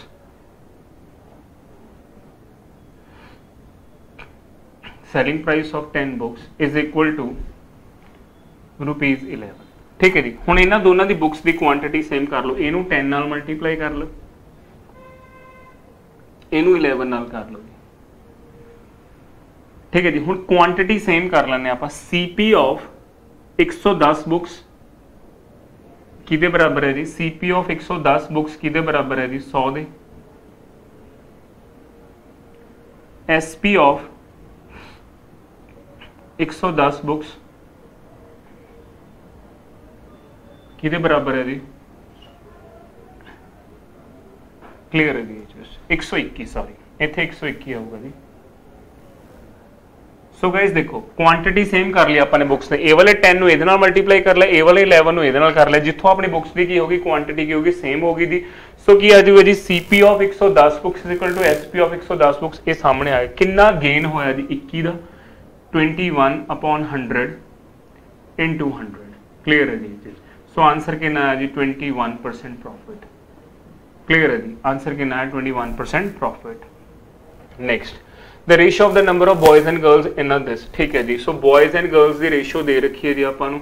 सो कितना आ गया जी? 24 आ गया, दैट इज इक्वल टू 504। ठीक है जी। 24 आ गया, that is equal to 504। One part किहदे आ गया जी? 504/24, that is equal to 21, that is equal to 21। ठीक है जी ये चीज। सो 21 ਨੂੰ 13 ਨਾਲ ਕਰਦੇ ਆਂ ਜੀ। हाँ जी पहला 2 ਤੇ ਗਿਆ जी। ठीक है जी। 21 रह गया जी इत्थे। 21 ਨੂੰ ਆਪਾਂ 13 ਨਾਲ ਕਰ ਲੈਂਦੇ ਆਂ जी। ਪਹਿਲਾਂ ਜਦੋਂ मैंने 21 ਨੂੰ 13 ਨਾਲ ਕਰਿਆ, ਪਹਿਲਾਂ 10 ਨਾਲ ਕਰ ਲੈਂਦੇ ਆਂ जी। 273 ਆ ਗਿਆ ਜੀ ਉਰੇ। ठीक है जी। कॉमा ਇੱਥੇ ਆ ਗਿਆ जी 231। लेकिन ये बॉयज एंड गर्ल्स आ गए। कहता कितनियां गर्ल्स ऐड कीतियां जी? ਆਪਾਂ ने 12 गर्ल्स ऐड करतियां जी। कितना हो गया जी उरे? 4। ये इन्ना हो गया तो बॉयज उन्ने ही रहणगे जी। ठीक है। 3 ਦੇ ਟੇਬਲ ਤੇ कटिंग करते हैं जी। इत्थे आया जी 91 ਦਾ, इत्थे कितना आ गया जी 81 3 ਦੇ ਟੇਬਲ ਤੇ। ये तो बहुत ही सौखा क्वेश्चन सीगा जी। सो कितना आ गया boys to the girls 91 ratio 81। ठीक है जी। 24 हिस्से, एक हिस्सा 21 कट लिया जी। 21 ਨੂੰ ਜੇ मैं गल करा जी 13 ਤੇ ਇਹਦੇ ਨਾਲ आ गया 12 ਇੱਥੇ ਐਡ ਕਰਤੀਆਂ ਜੀ, ਇੰਨਾ ਹੋ ਗਿਆ। ਇਹਦੇ ਨਾਲ ਕੱਟ ਦਿਆ 3 ਦੇ ਟੇਬਲ ਤੇ ਰੇਸ਼ੋ ਕੱਢ ਲਈ ਜੀ। ਇਹਨਾਂ 'ਚ ਕਿੰਨਾ ਆ ਗਿਆ ਜੀ 91 रेशियो 81। ओके नेक्स्ट कहता in 50 litre of the glycerine sample there is 20% of impurity. Okay so देखो जी तुसी प्योर ग्लिसरीन ऐड कर रहे हो, प्योर ग्लिसरीन ऐड कर रहे हो, जे तुसी प्योर ग्लिसरीन ऐड कर रहे हो। ठीक है जी। ऐड की कर रहे हैं जी मैं? Pure glycerin. ठीक है जी। इम्प्योर की रहूगा जी? सेम रहूगा, इम्प्योर सेम रहूगा। ठीक है जी। हुण ध्यान नाल देखियो जी। सो जे मैं गल करा अपने कोल जिहड़ा हैगा जी 50 है, ਉਹਦੇ ਚ ਇੰਪਿਓਰਿਟੀਜ਼ ਕਿੰਨੀ ਹੈ? ਇੰਪਿਓਰਿਟੀ ਕਿੰਨੀ ਹੈ ਜੀ 20% ਹੈ। ਠੀਕ ਹੈ ਜੀ। ਤੁਸੀਂ ਕੁਝ ਨਾ ਕੁਝ ਐਡ ਕੀਤਾ ਤਾਂ ਉਹ ਮਿਕਸਚਰ ਚ ਜਾਊਗਾ ਨਾ, ਤਾਂ ਮੈਂ ਕੀ ਲਿਖੂੰਗਾ ਜੀ 50 ਪਲੱਸ ਸਮਥਿੰਗ ਯਾਨੀ x। ਹੁਣ ਇੰਪਿਓਰਿਟੀ ਕਿੰਨੀ ਹੈ ਜੀ 5%। ਕਲੀਅਰ ਹੈ ਜੀ। ਹੁਣ ਇੰਪਿਓਰਿਟੀ ਕਿੰਨੀ ਹੈ 5%। ਪਰਸੈਂਟੇਜ ਨਾਲ ਪਰਸੈਂਟੇਜ ਕੱਟ ਗਿਆ, 5 ਨਾਲ ਇਹ ਕੱਟ ਗਿਆ, ਕਿੰਨਾ ਆ ਗਿਆ ਜੀ 10। ਸੋ 200 ਆ ਗਿਆ ਜੀ ਉਰੇ, that is equal to 50 plus x। Clear है जी। सो x की वैल्यू कितनी आ गई जी? x की वैल्यू कितनी आ गई जी 150। क्लीयर है जी। बिकॉज जे आप प्योर ऐड कर रहे हैं इंप्योरिटी हमेशा सेम रहूगी। क्लीयर है जी। एक क्लास बहुत चंगे तरीके नाल मैंने तुहानू समझाया होया टाइम ला के जी। Okay so the ratio of the number of ladies to the gents. Okay so ladies ते जेंट्स की रेशियो कितनी दे रखी है जी 3:2। ओके कहता 20 जेंट्स जे आपां ऐड करिए रेशियो रिवर्स हो जाती है। बट आपां पढ़िया की सी कि जदों आपां जेंट्स ऐड करदे लेडीज का नंबर भी सेम रहूगा, रेशियो भी सेम रहूगा। सो आपां की करांगे जी इन्हां नूं सेम करन लई आपां की करांगे ऊपर किहदे नाल मल्टीप्लाई कर लांगे 2 नाल, यानी कि ए वाले 2 नाल, नीचे किहदे नाल मल्टीप्लाई करांगे 3 नाल, यानी कि ए वाले 3 नाल। क्योंकि आपां जेंट्स ऐड कर रहे हैं, लेडीज की काउंटिंग भी सेम रहूगी, रेशियो भी सेम रहूगी। कितना आ गया जी उरे अपने को 6:4 आ गया जी। उरे उरे कितना आ गया जी 6:9 आ गया।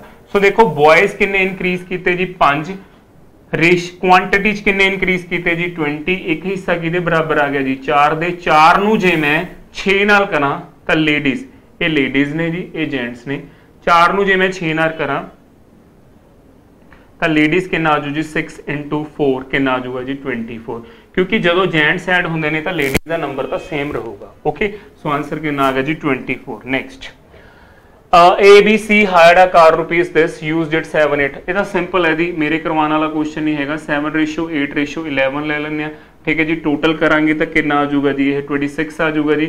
26 is equal to 520 rupees, 520 rupees आ गया जी।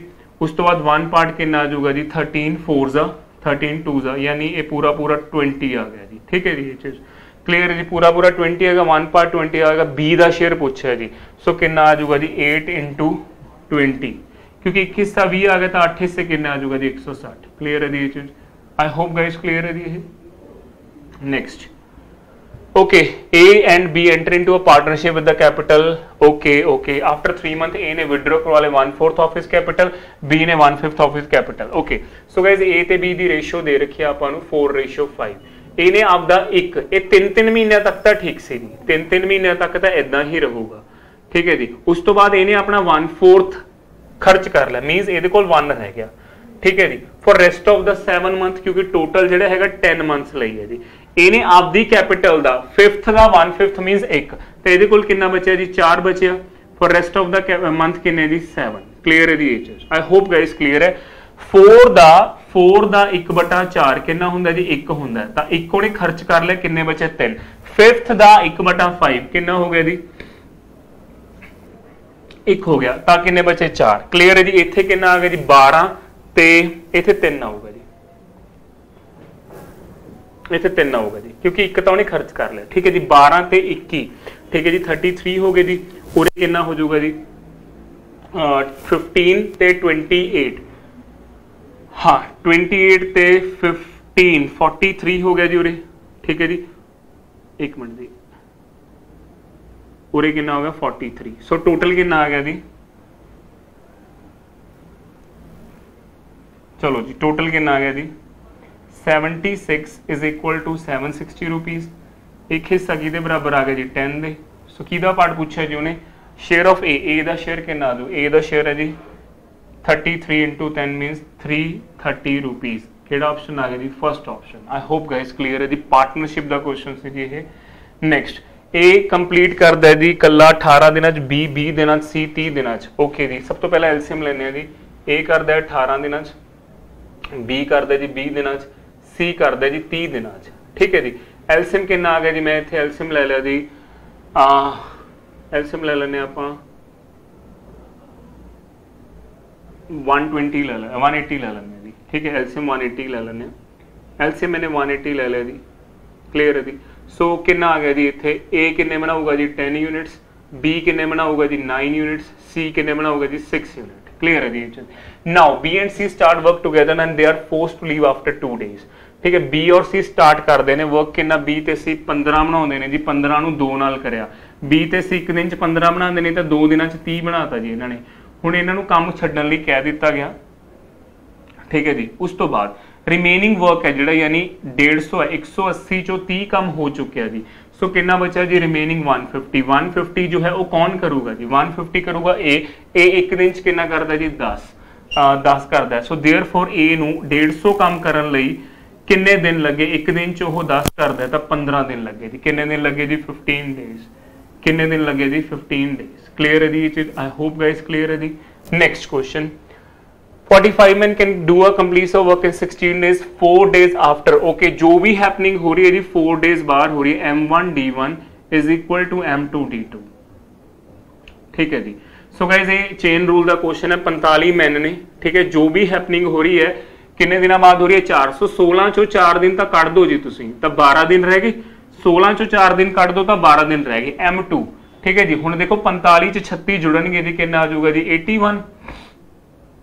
ठीक है जी, 45 36 जुड़े 81। क्लियर है जी। इत्थे कितना आ गया D2, D2 ਆਪਾਂ ਨੇ ਕੱਢਣੇ ਨੇ ਜੀ। 9 9s ਆ, 9 5s ਆ, 3 3s ਆ, 3 4s ਆ, यानी 20/3। कितना आंसर आ गया जी 20/3। ये कितना आ गया जी D2 20/3। कितना आ गया जी 62/3। क्लियर है जी। देखो 4 दिन आफ्टर, 4 डेज आफ्टर का मतलब है 16 चो 4 दिन तो निकल गए, तो बचे किन्ने 12। ठीक है, उन्हें लास्ट बोलिया how many days will they now work to complete the remaining work। ठीक है जी, ਜਿਹੜਾ ਇਹ 12 ਦਿਨਾਂ ਦਾ ਕੰਮ ਹੈ ਉਹ ਕਿੰਨੇ ਚ ਹੋ ਰਿਹਾ ਜੀ 62/3 days, ਕਿਉਂਕਿ ਆਪਣੇ ਕੋਲ 36 ਬੰਦੇ ਹੋਰ ਆ ਰਹੇ ਨੇ ਜੀ। ਰਾਈਟ, ਨੈਕਸਟ ਕੁਐਸਚਨ ਕੀ ਹੈ ਜੀ, 3 ਟੈਪਸ ਨੇ ABC can fill an empty cistern। Okay, so A fill ਕਰਦਾ ਜੀ ਆਪਣੇ ਕੋਲ 30 ਚ, ਜਿਹੜਾ B ਹੈ ਜੀ ਆਪਣੇ ਕੋਲ ਕਰਦਾ ਜੀ ਉਹ B ਕਰਦਾ ਜੀ 40 ਚ। ਠੀਕ ਹੈ ਜੀ, 40 ਚ ਕਰਦਾ ਜੀ। ਜਿਹੜਾ A प्लस बी प्लस सी है जी, सी टेक टू फिल, सी है जी, तिना का काम है जी, ठीक है जी, वो 10 हैगा जी। सो एलसीएम कितना आ गया जी अपने को, एलसीएम 120 आ गया, 120 लीटर आ गया जी, ठीक है। सो ए दी एफिशिएंसी देख लेने जी आप, ए दी एफिशिएंसी हैगी जी 4, ठीक है जी। बी दी एफिशिएंसी हैगी है, बी भी फिल कर रहे जी, बी दी एफिशिएंसी हैगी जी 3, तिना दी एफिशिएंसी कितनी आती है 12, ठीक है जी। सो सी दी कितनी आ, देखो तिना दी एफिशिएंसी 12 आ गई, ए प्लस बी, ए प्लस बी प्लस सी दी एफिशिएंसी कितनी आ जाएगी जी 120 अपॉन 120 अपॉन 10 यानी 12 लीटर आ गई जी, 12 लीटर। दोनों मिलके 7 भर रहे हैं, सो देयरफॉर ए कल्ला कितना भरूगा जी, सी कल्ला कितना भरूगा जी, सी कल्ला भरूगा जी 5 लीटर। हुण जे सी 5 पर करूगा जी, सो पूरा टैंक सी ने भरना है जी 120 लीटर अपॉन 5, कितना आ गया जी 24, कितना आ गया जी 24 मिनट। क्लियर है जी ये चीज, क्योंकि तीनों मिलके 12 भरते ने, वो दोनों मिलके 7 भर रहे ने, कला सी 5 भरूगा तो पूरे टैंक नु सी 120 लीटर नु भर दो, कितने मिनट ला दूगा जी 24 मिनट ला दूगा। ओके क्लियर है जी। सो नेक्स्ट क्वेश्चन है जी, okay, 2 pipes A and B can separately fill a cistern in 16 minutes 75 minutes respectively. There is a third pipe in the bottom of the cistern to empty it. Okay, so guys ये देखो A कितना कर रहे जी 60 मिनटां च कर रहे जी, B कितना कर रहे है जी उरे अपने कोल 75 मिनट, ठीक है जी।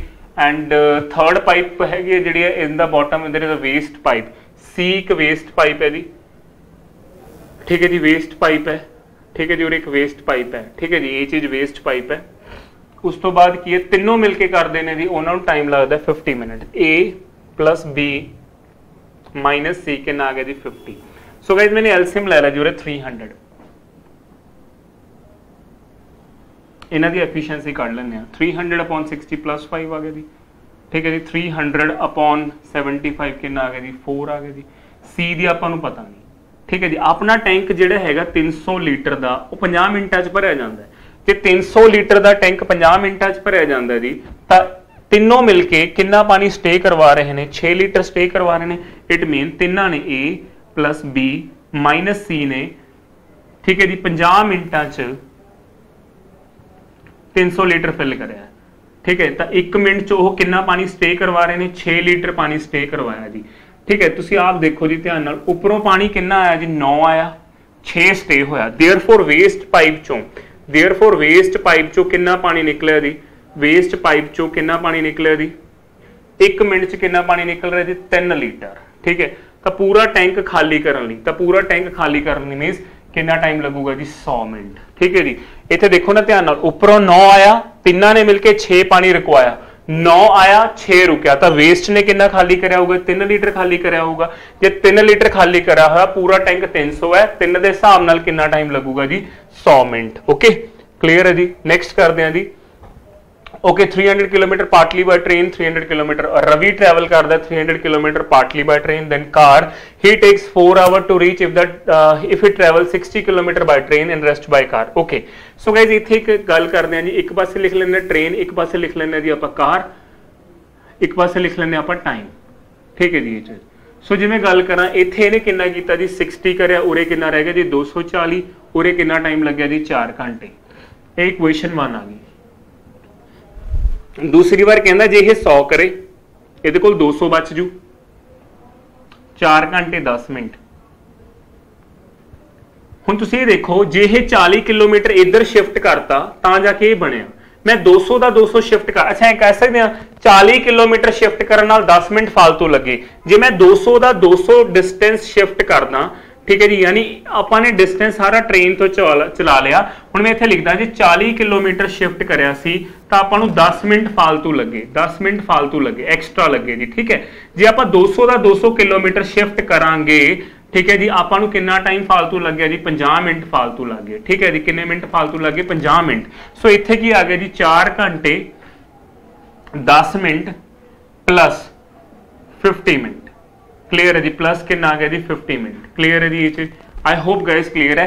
40 किलोमीटर शिफ्ट करया तां आ बनिया, यानी 40 किलोमीटर शिफ्ट करने नाल 10 मिनट फालतू लगे, 40 किलोमीटर शिफ्ट करने नाल 10 मिनट फालतू लगे तो 200 शिफ्ट करने नाल 50 मिनट लग गए जी। सो इत्थे की है 4 घंटे 10 मिनट तो उरे तक किसी 50 मिनट उरे लगे। हुण तुसीं आप सोचो 300 किलोमीटर है जी, सो डिस्टेंस 300 है, टाइम अपने कोल कितना है जी 5 घंटे जी। सो स्पीड कितनी आ गई जी 300/5, कितनी स्पीड आ गई जी 60 kilometre per hour. So answer कितना आ गया, the speed of the train is 60 kilometre per hour. Equations ना बनाओ जी।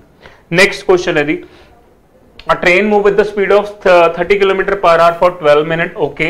so average speed ਕੱਢਣੀ ਹੈ ਜੀ। basically average speed ਕਿਦਾ ਫਾਰਮੂਲਾ ਮੈंने ਤੁਹਾਨੂੰ ਸਮਝਾਇਆ ਸੀ ਜੀ, ਕੀ ਹੁੰਦਾ ਜੀ total distance, ਠੀਕ ਹੈ ਜੀ, total distance upon total time। total distance ਆਪਾਂ ਨੂੰ ਪਤਾ ਨਹੀਂ, ਪਹਿਲਾਂ ਆਪਾਂ d1 ਕੱਢਾਂਗੇ ਜੀ, s1 into t1, s1 ਕਿੰਨੀ ਹੈ ਜੀ 30 into 12/60, 6 किलोमीटर आ गया जी उरे। d2 s2 into t2, clear है जी, s2 into t2, s2 कितनी है जी 45 into 8/60, ठीक है जी, 15 3 15 4 यानी अगेन कितना आ गया जी 6 किलोमीटर आ गया।